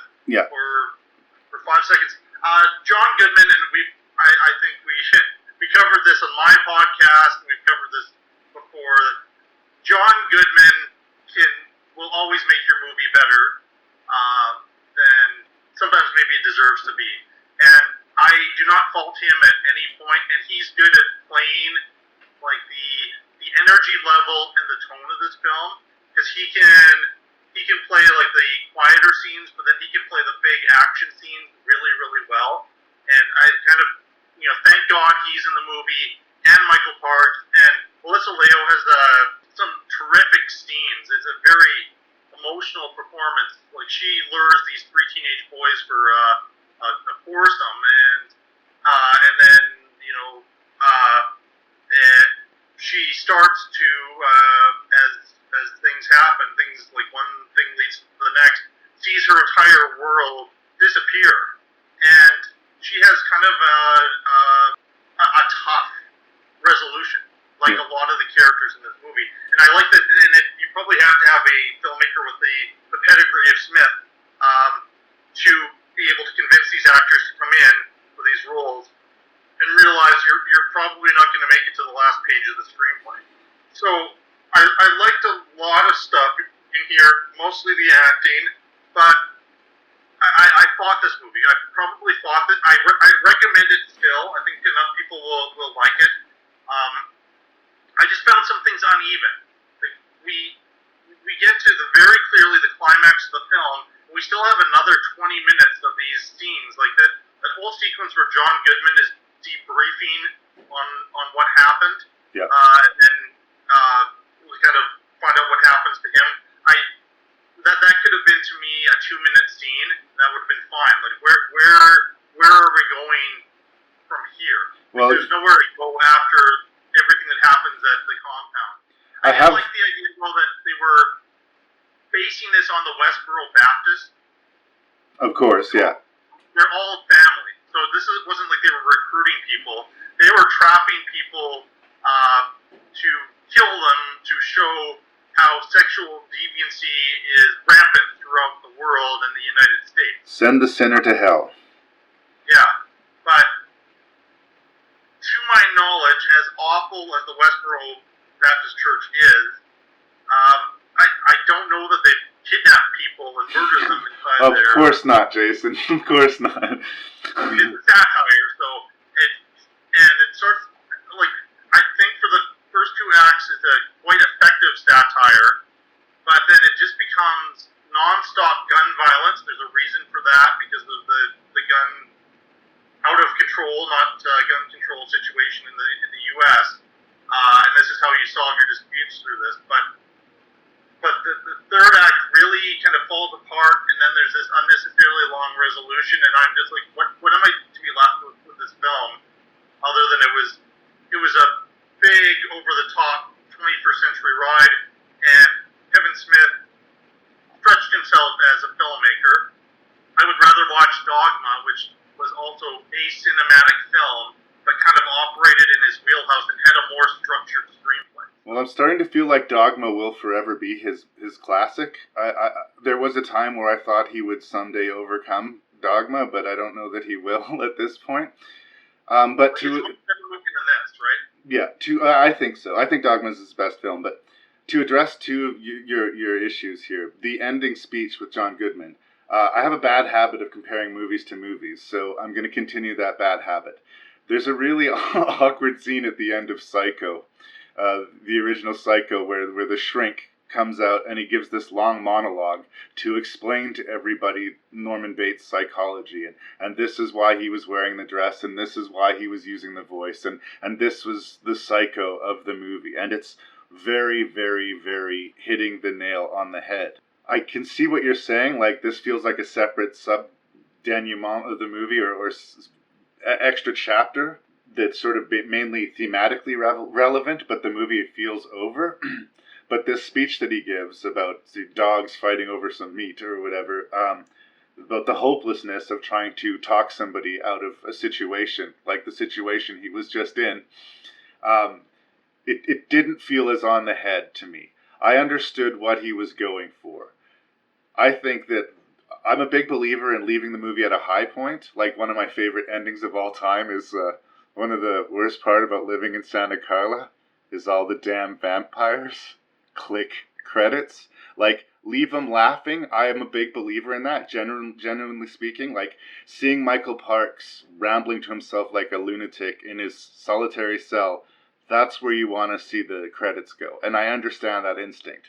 But I got what he was going for, and I didn't think that it was as miscued as the Psycho example that I gave earlier. Okay. What we thought Smith was going to do with that last scene, to be honest with you, and like this would probably get it way over whatever rating system that it had. I thought the very last scene, ironically, having him being sodomized by some other prisoners. You think so? Well, he's against homosexuals, and right. He has kids and traps them in it and kills them and claims they're, gay. Like, that would be a very brutal. I'm not saying, I'm not advocating for it. No. That'd be a knockout punch of an ending for me instead of this. I don't know if I want to see that or anything, but it's just, that would feel a bit more appropriate. Life in solitary confinement is worse than death, as far as I'm concerned. Especially to somebody who craves the crowd, needs to preach to people, needs to feel important. Who's he going to preach to? The guy who slides of food through the slot in the door 3 times a day? No. He is going to be insane and useless to anybody, including himself, very quickly. He's not killed, he is defeated. But that's one thing I want to address about the movie, is just how bloodthirsty it is. Every time you think you have a protagonist, you don't. I wanted to also address the thing you were saying about them, like, taking it to the level of murder. No, of course. As a rule, we have no evidence that the church you were talking about, Westboro, has ever killed anybody. But they do picket military funerals. Yeah. And they do picket, like, funerals of AIDS victims saying thank God for AIDS and God kills fags. And if you can do that with a smile on your face, if you can wave a sign like that into the face of a mother who's grieving their child and think that you're on the level, for me it's not a big step, It doesn't seem so crazy to think that they would be capable of violence. If they're capable of that, to me, they're capable of, like, that level of spiritual, psychic evil, whatever you want to call it. no, it didn't seem that, credible to me, or incredible to me. Yes, the people who are, cheering it on have those zombie eyes on it, and, I don't care who you are, if you see somebody get, plastic wrapped around their head and then shot, it's going to be disturbing to you. Even if it is a ritual, there would be some kind of reaction. But there really isn't. It's just the next one. And I think that's a little bit underplayed. But I have the suspicion, I don't know, I never got to actually talk to Kevin Smith, but I have the suspicion that once upon a time he was a very religious man, and that he has become increasingly less so over time. When he made Dogma, he was a very religious person, and, years later, having made Red State, I feel a lot of this is a much more cynical filmmaker here. And that's reflected. We don't know who our main character is because every time we think we have him, that character dies. He uses his regular sort of good luck charm lately, Ralph Garman, in the movie. And even though he's famous for doing impressions and he's this, world-renowned radio DJ, he's mute in the movie. He doesn't say a fucking word. Maybe that's just a little bit sly inside dope for them to giggle about, but there's a lot interesting going on in the movie. It is the most out there Kevin Smith movie that I've seen to date, and all of those things are compliments. And because I can't put my finger on the pulse of the movie, that doesn't necessarily to me mean that it's a bad movie. It definitely means it is a distinct movie, and that is something he's been getting less and less good at making as a filmmaker. I just can't get excited about another Mallrats or another Clerks, I know that he thinks that Canada is just inherently hilarious, but maybe he should stick back to Jersey and the Views universe and things that he knows and understands. That would be good. I felt a little bit condescended to by the man when he'd made the speech at the show. I'm glad we went, and I still have considered myself a fan of Kevin Smith. But that glimpse behind the curtain kind of hurt my opinion of him a little bit. So, there it is. I wrote at that moment because he had recently announced that he was going to donate all of the proceeds from the Weinstein movies that, kind of made his career to women's organizations because he felt all awful that he had profited from the company that was run by such a horrible man. So Did he do that for real? That's crazy. That's the bulk of his career. Yeah. I mean, if it hadn't been for the Weinsteins or Miramax, Clerks wouldn't have happened. His career wouldn't have happened. I mean, there were other people involved for sure, but he did that, and it was probably a few months before we went to that talk. So I agree with you. He's a pretty good storyteller, but you shouldn't be promising a question and answer session if you're going to only answer 2 questions, and basically just spin all of the questions into the stuff you wanted to talk about anyway. Just call it a talk with Kevin Smith instead. No, he was rehearsing road material for his next evening with Kevin Smith in a room where he felt absolutely no pressure, and he wanted us to thank him for it and kiss his ring. And he's not wrong. Celebrities don't come to this neck of the woods that often, but it was just how much he wanted us to kiss his ass that kind of rubbed me the wrong way. But we're getting kind of off the track of Red State. I think it's a really good, really interesting, off-the-map Kevin Smith movie, and if he wants to win me back, I think this is the kind of thing that he should be trying to make now. This was the first of the 6 that I watched, and I was feeling better about it after I watched it than after I watched the other 5 movies. Oh, well, interesting. Welcome. Up here, we have addicts, former convicts, forgotten souls that other churches would have turned away. Liz O'Neill. Know where she is? Sorry, never heard of your sister. Wrong church, maybe.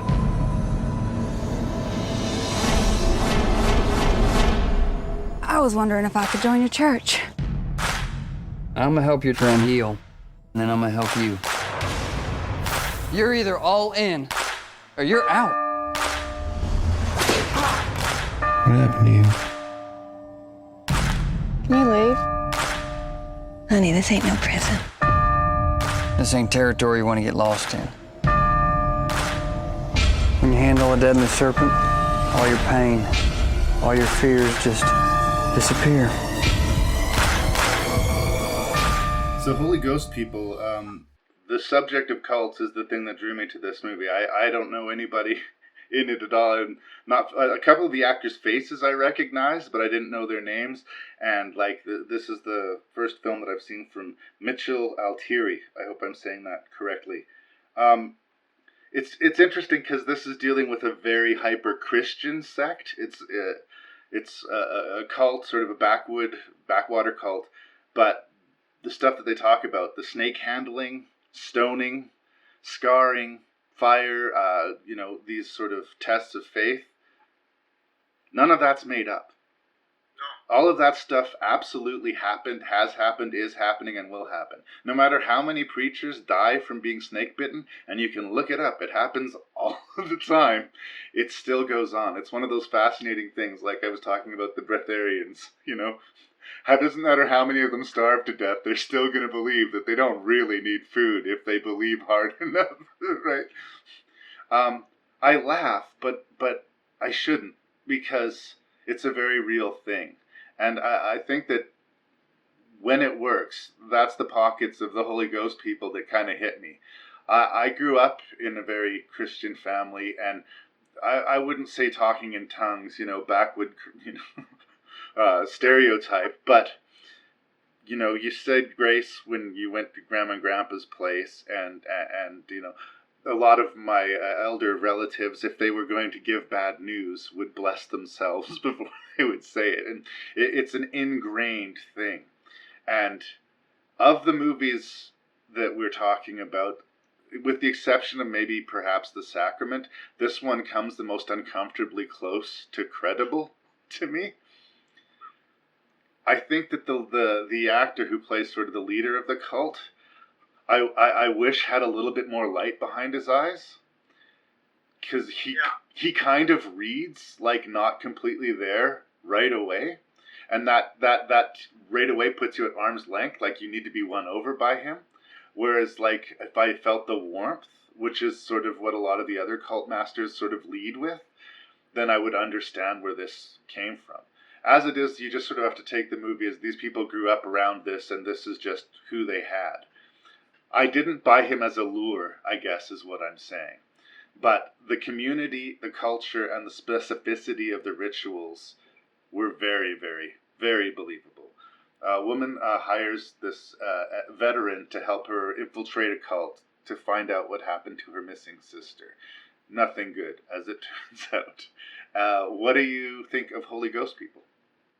Well, I just wanted to jump on your point there about, his brother Billy, who's the head of this extreme Pentecostal evangelical sect, which has a little bit of Amish in them as well, I guess, or something like that, because of at least how they're dressed on the second day. But he's a co-writer of the movie and the producer. Yeah. So he would have been very invested in this project, but yeah, after watching some of these more, Michael Parks and some of these more charismatic cult leaders in the other films, his performance, somewhat authentic in some places, feels a little bit bland in comparison to those other ones, because that's kind of the money role in the picture a lot of the ways, in many ways, but that's kind of given over to Emma Greenwell, plays Charlotte, and then the Marine, I believe, as the right actor, Brendan McCarthy plays Wayne, I believe. Okay. Yeah, hopefully I have the right actor connected to that. This is one of the ones I actually found a lot of these to feel very down to earth. Some of them, like Sound of My Voice, has moments where we're like, okay, we're no longer on Earth. Believers is a little bit, unbelievable. But I would say about, 3 of these, and almost 4 of them, do have a real world feel to them. And when in the third act, predictably, we get into violence, it makes sense because we have this Marine that she's brought along, that he would have the skills to be able to do this. I think a little bit more than, the first responder who suddenly becomes Sylvester Stallone in Believers, right? Right. Rambo, he should not be. No, this one makes sense to me. The whole business of the sister, I think some of the revelations about the backstory, you were complaining about in Sound of My Voice, how the backstory is revealed. It's kind of sloppy here too, and it feels quite unbelievable, which kind of undoes some of the suspension of disbelief. But I was able to, I think, on the whole, go along with this and be pleasantly surprised by the overall quality of the film. There were some characters here that I really liked, even in like kind of supporting roles. There's the African American fellow who is washing dishes, and he was a Vietnam veteran, and he is washing dishes with the Marine, and they have this great interaction together, kind of early in the film. Yeah. Because the Marine's an alcoholic, and he's going through things because he desperately needs a drink, and they're having this conversation that like two veterans of wars would have. What happens towards the end though with that character doesn't seem terribly motivated. It doesn't make a lot of sense that this guy would turn, jumps in and helps out our protagonists in a way that doesn't make sense, because he's a guy who totally believes everything, and he'll have that snake wrapped around him, and he's we kind of get this reveal that he's potentially dying of cancer, and he's being prayed over by everybody. Yeah. Well, I think that what that's tapping into for me, I guess I shouldn't speak on behalf of you or the film, is the sort of the Kirk Cameron influence, right? God helped you to kick drugs, so you are forever indebted to God. It wasn't you. Like, you could not have done that on your own. It was some other power that helped you get that. So you feel like you owe your faith to that because it helped you get over this hurdle. I think with people with the strong enough constitution to actually, overcome something as powerful as addiction, that there is part of them that's aware enough to know that although that this was the thing that helped them, that it was their personal strength that got them to the finish line. So as much as I think he owed a lot to that cult that helped him get over this vice, he didn't owe them enough to watch them murder this man. Yeah. That was a line that he couldn't cross. He might still, believe a lot of what they said, but to just stand by and do nothing when this guy dies, he couldn't do that. It didn't seem... I went with it, I guess because the movie wanted me to. I also want to give the movie points for staying true to its theme. It didn't turn out that at the end of the day they were right to be worshipping the way that they were, That would have, once again, kind of spoiled the meal. Unless it's a straight horror movie. But again, most of these are at least pretending to be psychological horror movies. And I'm a big believer in picking a line and being that. If you want to be a supernatural horror movie, be that. And if you want to be a psychological horror movie, be that. And this is psychological. Again, we have another guy, and I love this about the father figure, the leader in this movie. Most of the time I can decide he's a believer, he isn't. Michael Parks is a believer in what he's preaching. The guy in the Sacrament, the father, he's a believer in what he's preaching. This guy, mostly a believer in what he's preaching, but he knows that it's bad enough that he's going to go to jail for what all this is. And he doesn't want to go to jail, so he kills himself. But it's not this righteous death like we're shown in Sacrament. I mean, it's committed to a bit. I've always thought that drowning yourself has got to be one of the weirdest and difficult ways to end your life. But did he drown himself to be embraced in the glory of God? Because his words he's saying as he's going in there doesn't seem to suggest that. He seems to think that when he sees this guy again, they're going to be in a lake of fire. So he's not going to the promised land as implied when he drowns himself. So did he believe? I kind of like that last moment for him. Maybe it's an attempt to baptize himself, but he has to more than just like have his head underwater for a moment. He needs to immerse himself completely in the water. I don't know. My unfortunately that particular moment, I was thinking too hard about it. Why does his body not emerge? Yeah. Like they're waiting and waiting and waiting.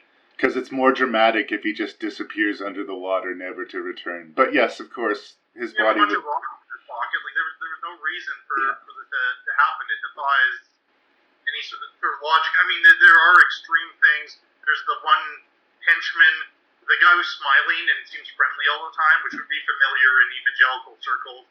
Is like this person like can't be this happy all the time. We see these kind of strange scenes where he picks up a gun, puts the gun to his head. Oh, I guess God saved me again, and he goes on to the next day. Like there's kind of, I guess, there's to add to the suspense and the horror creepiness of it, but. Those are just a couple themes here and there where I'm just questioning things a little bit. Yeah. He became quite a scary figure late in the film, which is fine. But yeah, I think that the villain needed to be a little bit more charismatic and perhaps a little bit more dangerous.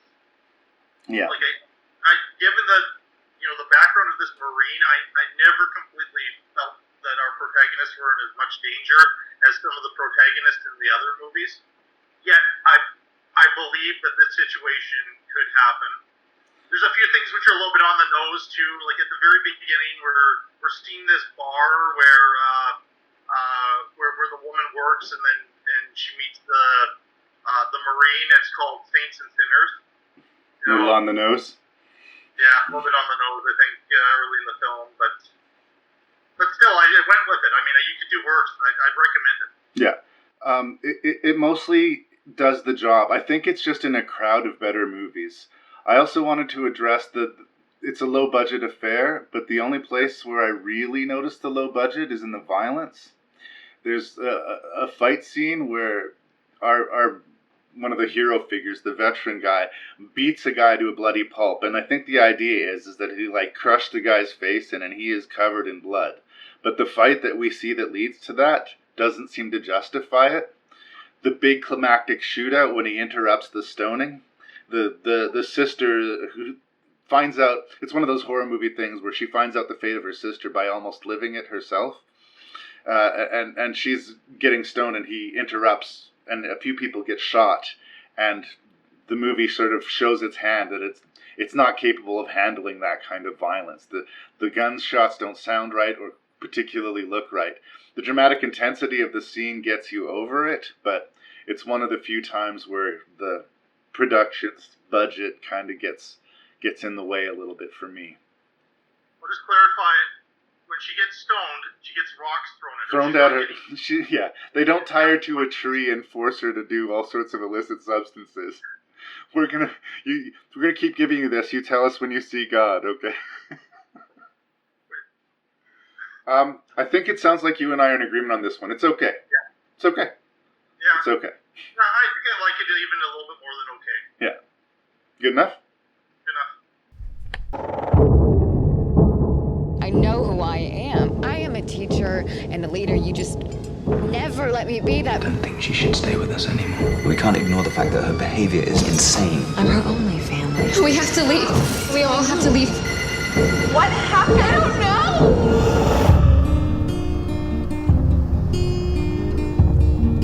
Well, she's just a picture who lives on my wall. Just a picture. You're my favorite. I won't lose you. That's all.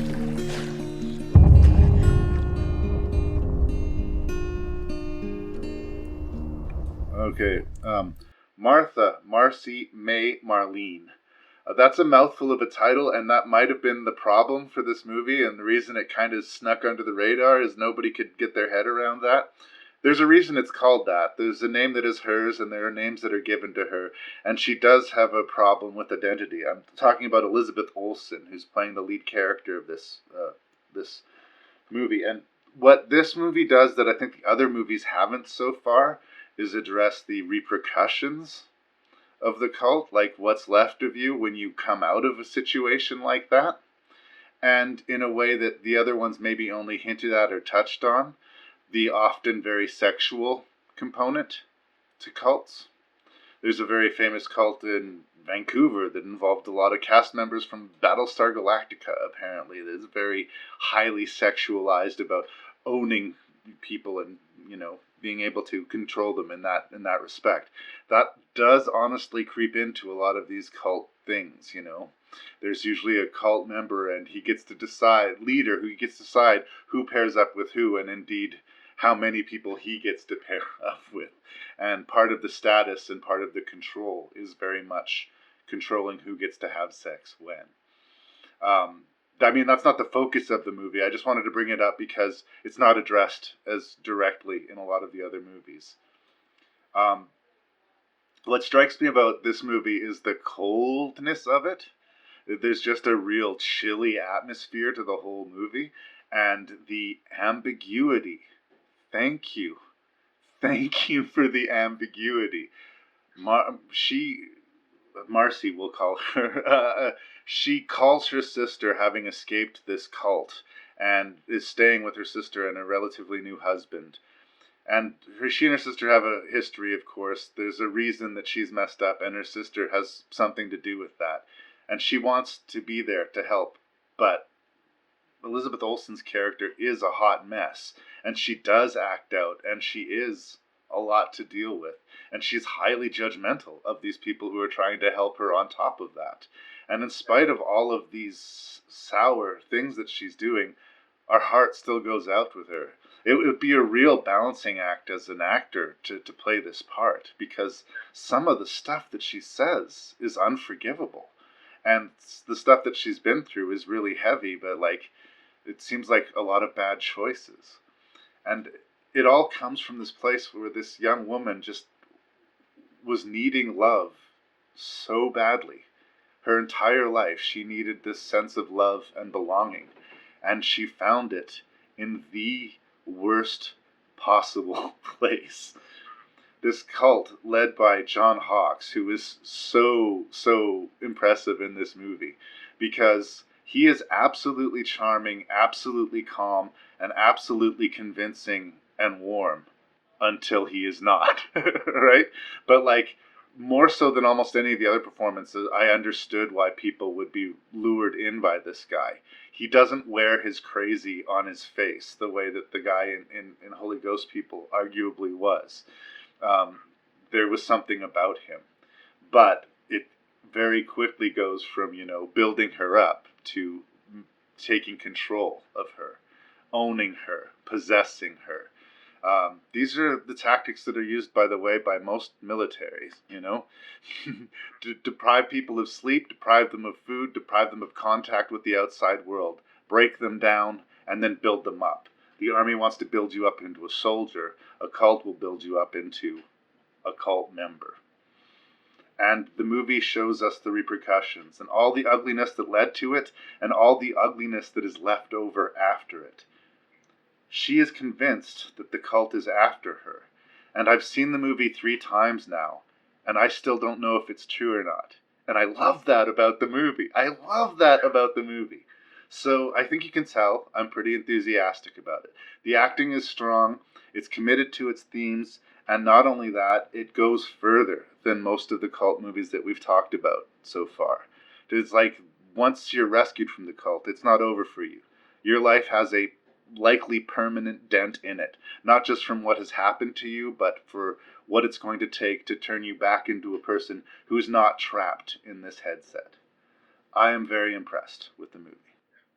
It's more subtle than the other movies that we're talking about in many ways. Yeah. I think where it goes a little bit dramatic is it reminded me a little bit more of the Manson stuff, because they start to look at home invasions and murders, yes, kind of sort of towards a little bit into the third act, I guess, the second into the third act, and that part I was finding it's scary, but might have been a touch overly dramatic, but then it does make sense as far as the danger of these people and the paranoia that Elizabeth Olsen has in the last third of the film that they're going to, find her and catch up to her. Plus, she does a stupid thing. She phones them in a kind of a low moment and ends up talking to somebody who she doesn't know, and she's not sure if the phone rings right after, if they're able to trace where she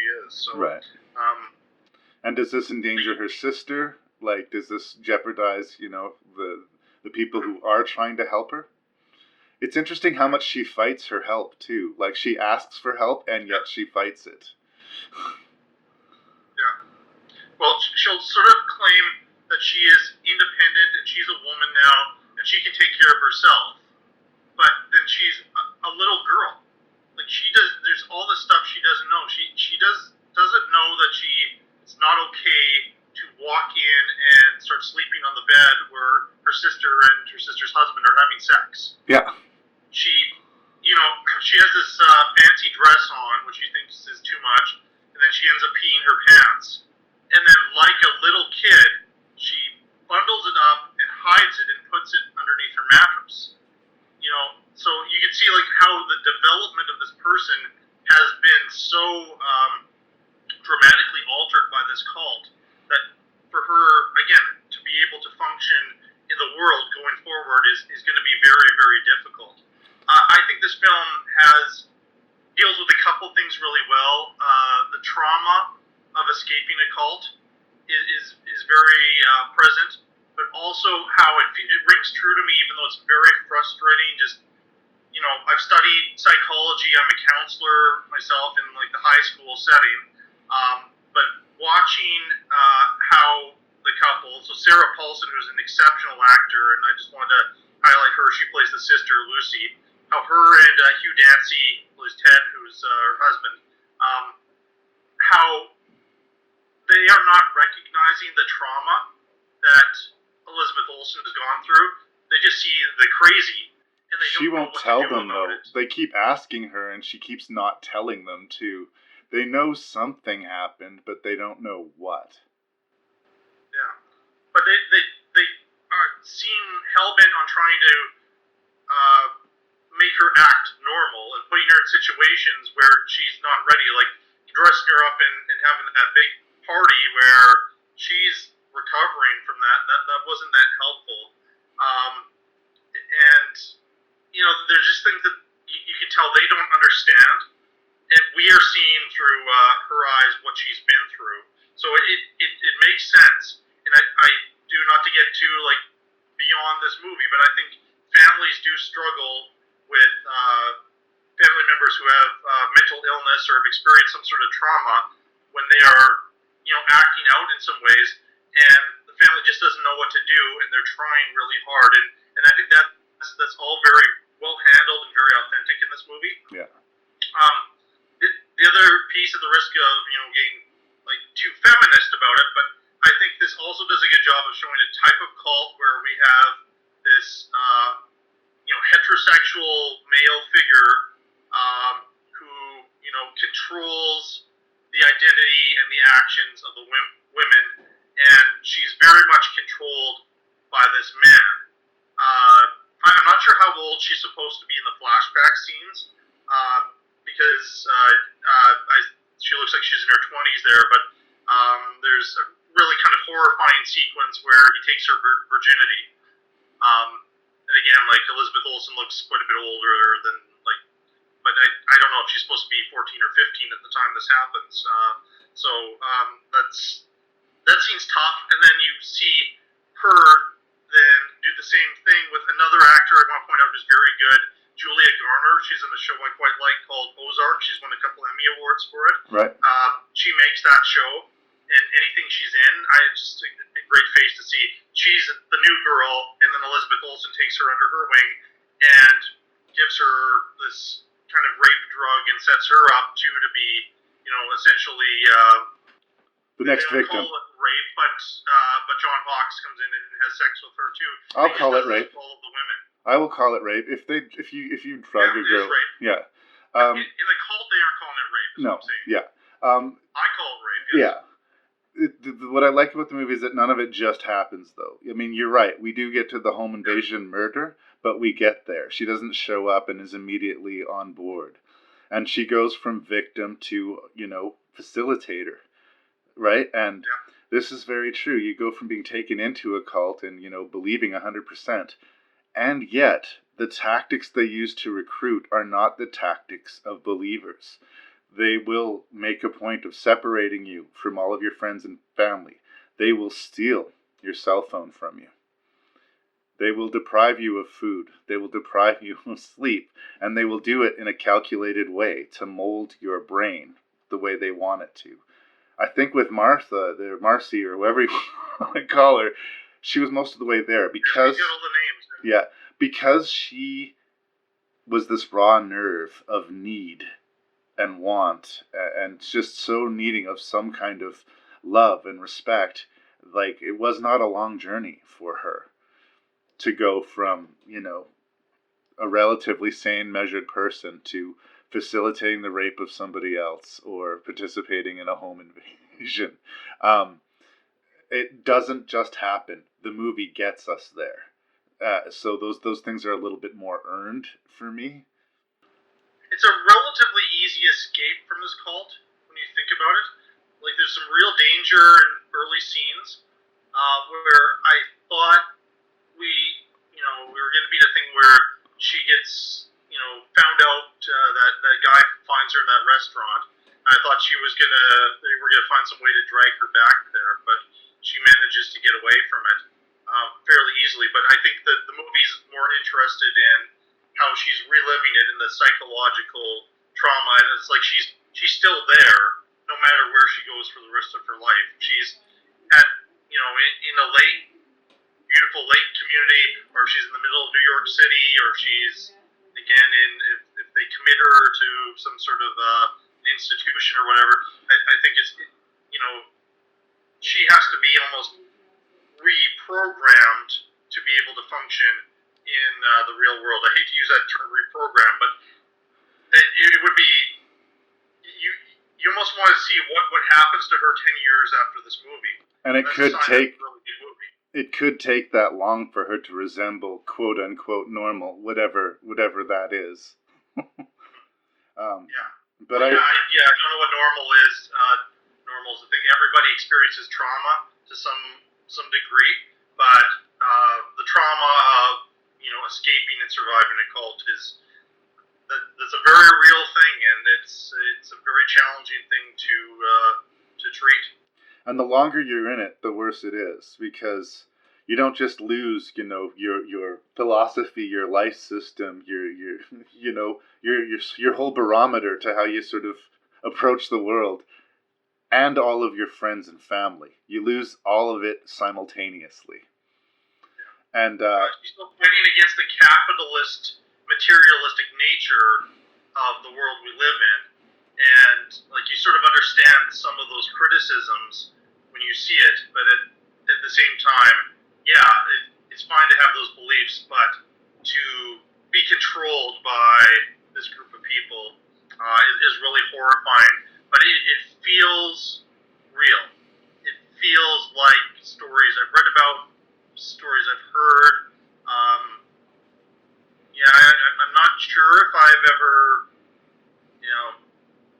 I don't think I've ever talked to anybody who survived a cult, but it just reads as quite authentic. It kind of, I think, announced that, Elizabeth Olsen is kind of the best of all the old Olsen kids, she's, I believe, younger than the twins, right? It's a brave and nuanced. To me are terrific performances. Oh, for sure. There's nuance to it. It's brave. She's, physically putting herself out there quite a bit, and it definitely announced her. Again, Marvel hasn't really done enough with her for me to go, wow, this was the movie. This was like, wow, agreed. She was really good in that Silent House remake too, but few movies have matched her talent. She's better than Godzilla and better than the roles she's been given in the Marvel Universe anyway, at least so far. I really like the movie, and I just want to especially compliment something that a lot of people might find outrageous, but that ending. I mean, she doesn't have a make good speech with her sister and her sister's boyfriend that makes everything better. In fact, one of the last things she says to her sister in the film, her pregnant sister, is that you're going to be a terrible mother. Right? I'm not sure if they're pregnant. They've been trying to get pregnant. Yeah. Yeah. But yeah, she was. You don't say that to your sister. You don't say that to anybody. Like, even if it's true, you don't say that shit to them. And it's not clean. It's not okay. And when she's swimming in the lake and she looks across and she sees John Hawkes sitting on that rock, did she really see him? We don't know. We don't know. I don't think so. I don't think she did, but I mean, the movie doesn't tell us. And that whole car ride where she's going to, get somewhere, where she's presumably going to get help. Are they being followed by cultists? I mean, the movie doesn't give you any answers. And I can see some people going, what? That's it? How dare they? And for me, it was just like, this is her life. She doesn't know if she's ever going to get better. She doesn't know if the cult's after her or not. And that's her moment to moment, day to day. That's where she exists. And if there's no resolution for her, why give it to us? Yeah. I mean, the mistakes that some of the other movies made with their endings is not present here. No. And I guess I'm going to pick on Red State because I think it had an equivalent budget to this film. Right. Is, instead of having a big, long, as much as I do enjoy that analogy that you mentioned that John Goodman came up with in that movie, but we have this 20 minutes of a denouement to resolution here, and we don't have that here. We have this car ride and what just happened in that last moment, and it causes you to think. Much like, again, this is a high compliment, and this movie isn't as good as the movie I'm going to mention, but the last scene of No Country for Old Men, people were, if they weren't listening to Tommy Lee Jones' monologue, they completely missed it, and they're like, How is this the end? Yeah. How is this the end? But then they're forced to go back and watch it again. And I've only watched this movie once. This was another one I chose the show because I hadn't seen any of these movies before. So I'm looking forward to seeing this movie again because I think there's more. I don't know. It sounds like I'll have more questions and answers after watching it again. But it's an impressive film. It felt different than the other five, though. It just feels like it's more about the victim and maybe even the most down to earth of all of the films that we're looking at. And I think on the whole, most of these movies did a pretty good job of being somewhat realistic, even if their third acts were very violent and kind of stretched out dramatically. Yeah. But this one felt quite true to life. It's just we're seeing. I'm taking the position that I think this is her paranoia, and this is part of the trauma she's experienced. That they aren't actually there, or they aren't chasing after her. Yeah. But she thinks they are, and we're seeing her point of view through most of the film. So, but you're right. We don't know. I don't know. And I appreciate what it. that ending is. I appreciate it. It does feel chillingly real world, and to the movie's benefit.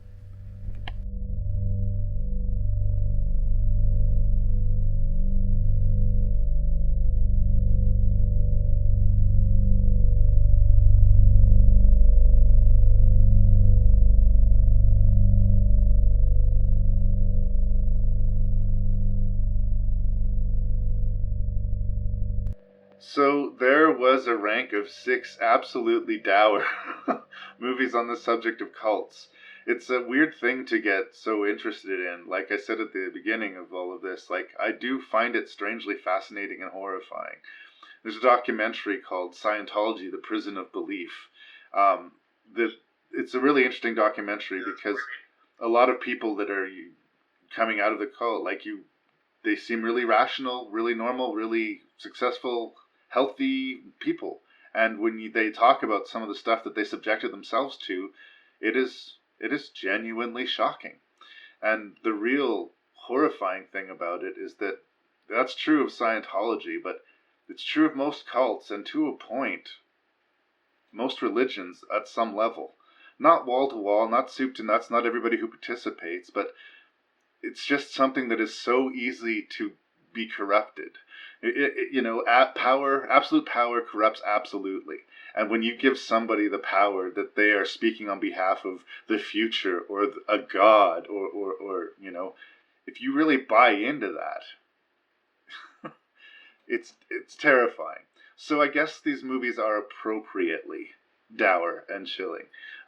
You said you watched them all within 48 hours, and I can't imagine what that would have affected you psychologically. But I'm curious to hear how these movies are going to rank, and hopefully the next time we meet, we have at least a couple of fun titles in the mix. Yeah, I was able to counteract it with probably in the new year on my show. I'm doing a show on the movies of Steve McQueen, Oh, not wow. the African American director, but the movie star from the 60s and 70s. Which even though some of those movies were kind of heavy, it was something that was a little bit more fun than the cult movies, I guess, in some ways. So I never felt too down, but this is a tough list. And because I recommend all of them, and I think some of them I was sounding pretty harsh on, but I recommend all of them. That's why this was such a tough rank. This is one of the hardest ones. Even up until a couple segments before, I was still kind of looking at this and reworking it. So I've reworked it twice. And this is what it is now, and I don't know if I'll listen back to this and be like, I've changed my mind since. So that's where we're at right now. Surprisingly to me, and probably to you, sixth place goes to Red State. I like Kevin Smith. I found this movie the least, and that includes some of the science fiction elements in the other movies, the least credible, the least real world. I mean, the Westboro Church exists. They're horrible people, but I think it went into like extreme action mode, celebrity cameos, watch these celebrities get killed, and had a kind of a typical Kevin Smith start, got really, really dark, and then had this unnecessarily long ending. And I was kind of, once I saw all six of them and reevaluated the six, I thought, this is not working for me as much as the other ones are. Probably overselling it a little bit by giving it all the way up to fifth is Believers. Believers is a low-budget, made-for-TV movie that I think tried to do something interesting. I like a couple of the performances, maybe a little bit more than you did. I love the first act of it, the whole setup, and these poor first responders that end up essentially captured and kidnapped by this awful cult, kind of doomsday cult, and so it went up to fifth because of that opening and because of a couple of the performances. Even though it also isn't that much of a real world type of situation. One thing I didn't talk about is this is one of those movies where secretly hope that this little kid who's left without a parent is going to be adopted by our protagonist. And sure enough, there it is. As illogical as it is, it's there in the really crappy last few minutes of the movie. So that's because that makes sense. You two have been through a lot. She's just lost her parents. You know what? Just keep her. Just keep her. Just keep her. That's how society works. Fourth, is a movie I really like, and I wrestled between first to fourth on this one. It ended up in fourth, The Sound of My Voice. I was so annoyed by that last scene. I think maybe they didn't know how to end it. That's maybe what the problem was. And they didn't follow through with a couple subplot issues there. But the potential was so strong, that's maybe why I'm being extra hard on it. Probably exceeding, because I thought, just based on the title and look at it, looked like it did, but Holy Ghost People is all the way up to third for me. I just, the real world, as much as like the third act is really extreme and out there with the violence, I think, and you said it, there's just something that felt true to life about some of these characters and the situation, no matter how convoluted some aspects of the screenplay started to be. I think I really, really went along with this story, and I think there's talent there, and there's stuff that's interesting enough in the film. I wasn't sure. This is almost a reverse of Believers. I wasn't sure I was going to like it during the first act, but then they kind of won me over by the end. Second place, again, probably, I thought this was going to be number one, but Martha, Marcy, May, Marlene is second place for me. Again, I will acknowledge it is probably the most real world of all of these, and I appreciate there's a movie out there talking about, is based in reality and based in psychology about somebody who has survived a cult. The acting's very good. I'm not sure how, the concept is scary, but I'm not sure how genuinely scary it was if I'm looking at these as kind of horror movies. They weren't all horror movies, I suppose, but nothing freaked me out more than The Sacrament. And it's one of the best uses of the faux documentary, the forced perspective that I've seen. And I said, I think if we end up someday doing the best horror movies of the 20-teens, I think The Sacrament has to be on that list because it is a disturbing film.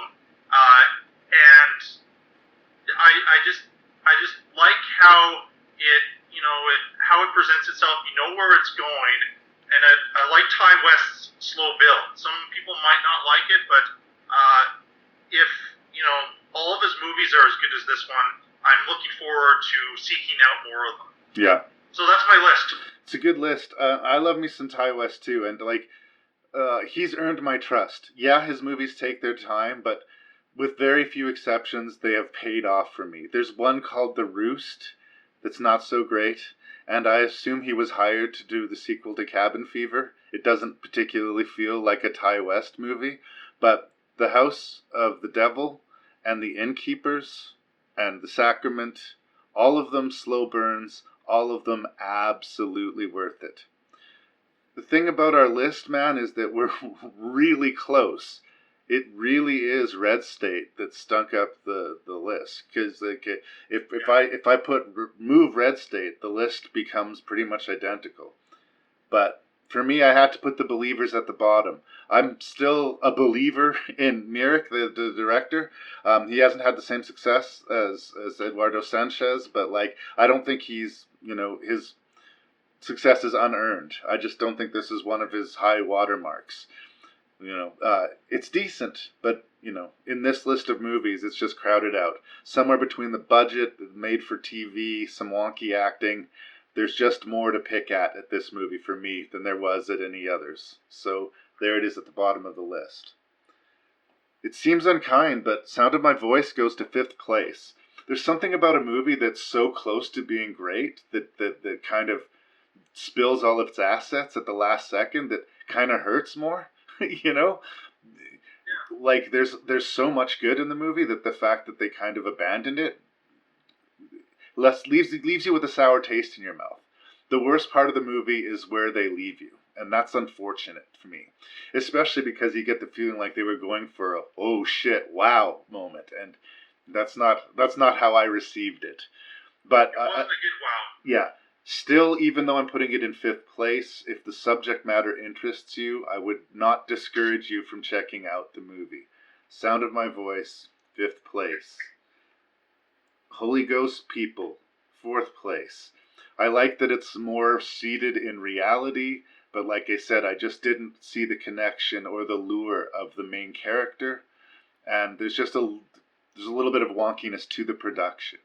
But the take is correct. I think that the approach is absolutely dead right. I think that, there's an element to having your hands tied when your budget is low and your concept is high. And I'm largely happy with the movie. That's where it washed up. Alas, all the way in 3rd place is maybe where I've got a soft spot for Kevin Smith in a lot of ways. I put Red State. I really appreciate him doing something outside of his expected sort of Kevin Smith zone, and an interesting thing. I know he did that, what was it, Jersey Girl? Yeah. Where he was trying to do a John Hughes movie. And he's way better at being Kevin Smith than he is at being John Hughes. But after watching this movie, I was like, shit, he could probably make a legit suspense thriller or horror movie if he wanted to, you know. I mean, before this movie, I wouldn't have wanted to see that necessarily or expected that, but now it seems like he could do it. He just chooses not to. He chooses to stay where he's comfortable. But he's certainly not Oliver Stone or Quentin Tarantino. No, right? I see nor will he ever be. Nor will he ever be. The other thing that I think makes it jump the line a little bit is Michael fucking Parks. He is so good in that movie. Like, I don't get, like, sold by what he's telling. It's so full of hate and homophobia that you can't get into it, but you cannot take your eyes off of him. And he speechifies. Like, that sermon he gives goes on for a good chunk of the movie. And in another movie with a worse actor, it would stop everything dead in its tracks. The fact that it didn't, the fact that I never knew where the movie was going, it just kept me on my toes. It fought its way to third place. Where Him and Goodman are the reason I would give it a thumbs up. Yeah, for sure. I'm sounding negative on Red State. You could do a lot worse. Check it out. Yeah. Sure. Where you thought we would disagree is where we actually agree, because Marcy May Marlene is going to make it to second place. And you're right in that, like, it's the most emotionally credible movie out of all of them to me. And the Oscar bait movie of the lot, probably. Yeah, I mean, that's a fair thing to say. But in a lot of ways, John Hawkes and Elizabeth Olsen deserve that kind of attention because these are not easy roles to play. No. I mean, the John Hawkes character is absolutely despicable, but there is something appealing about him at the same time.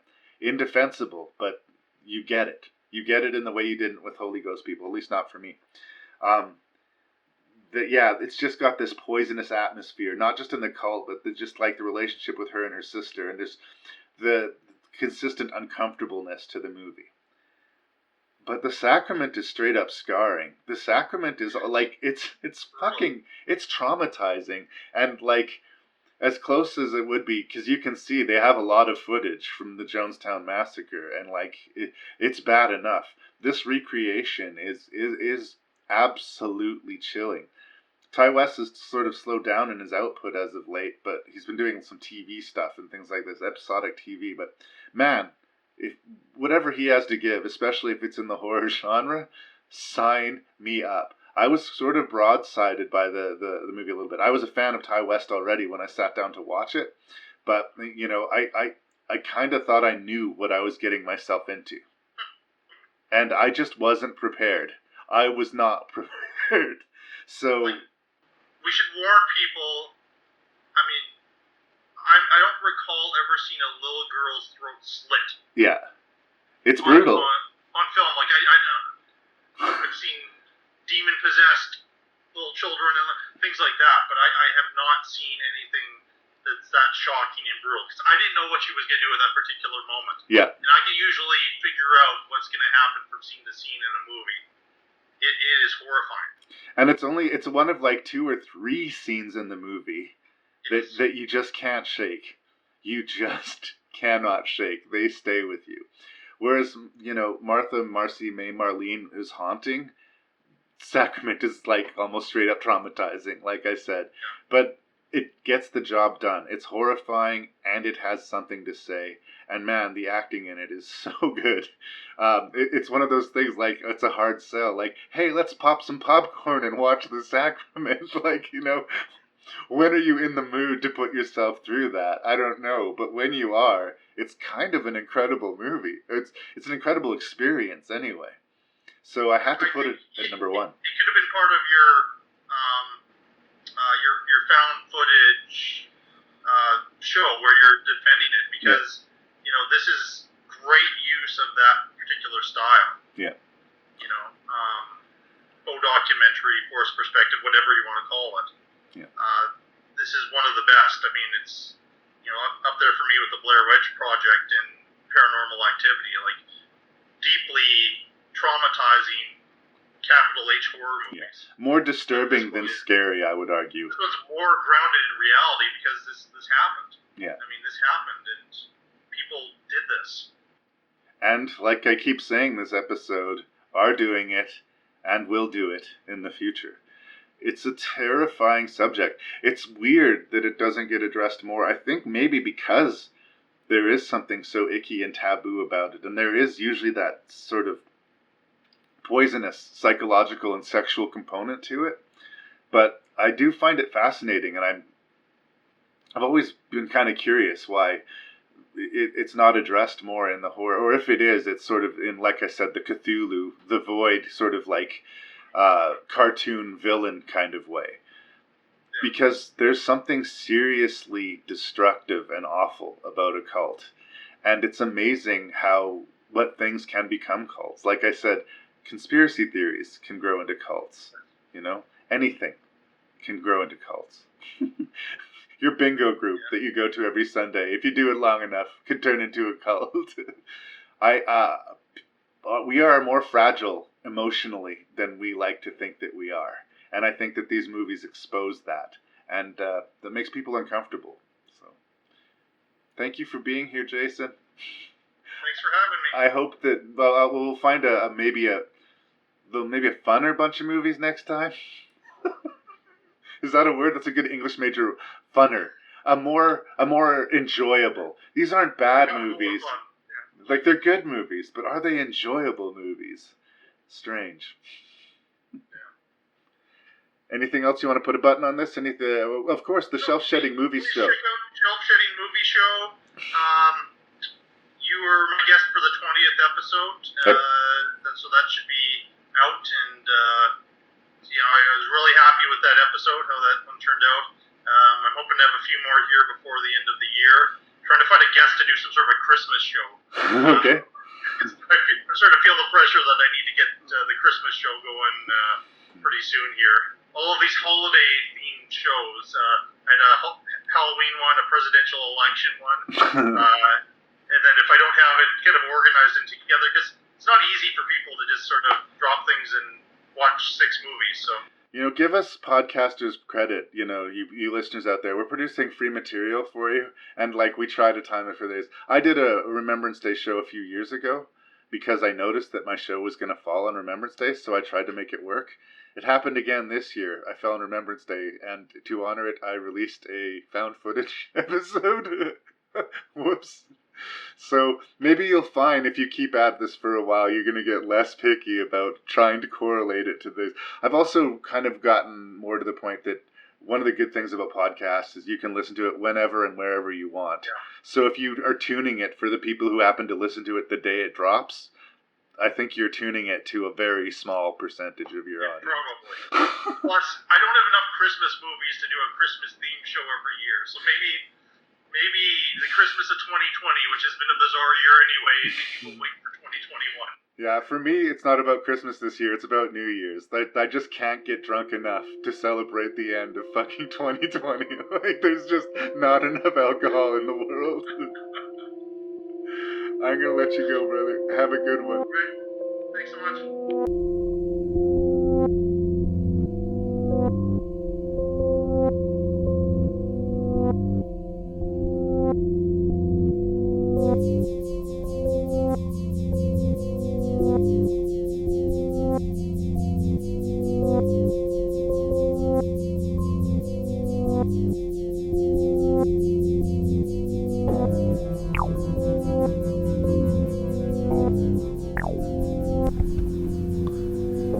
And there you have it. Another Rank and Review hits the rearview mirror. Although it didn't sound like it, Jason and I were actually pretty close. It was only one movie that threw us off, which seems to be so often the case with the Rank and Review. Please send your feedback to me at ranknreview@gmail.com. That's ranknreview@gmail.com. It's been kind of lonely around there the last few months. And please tell that other movie friend of yours, about the podcast, because movie people usually tend to attract other movie people. So by spreading the word, you're really doing my podcast a favor. Please check out the website at Ranknreview.ca. It's had some work done on it recently, so it's looking pretty sexy. Thank you so much for being out there, you guys. Thank you for listening to Rank and Review. I am your host, a random Canadian, Larry Parsons, and I'll be hitting your ears every other Wednesday for as long as I can.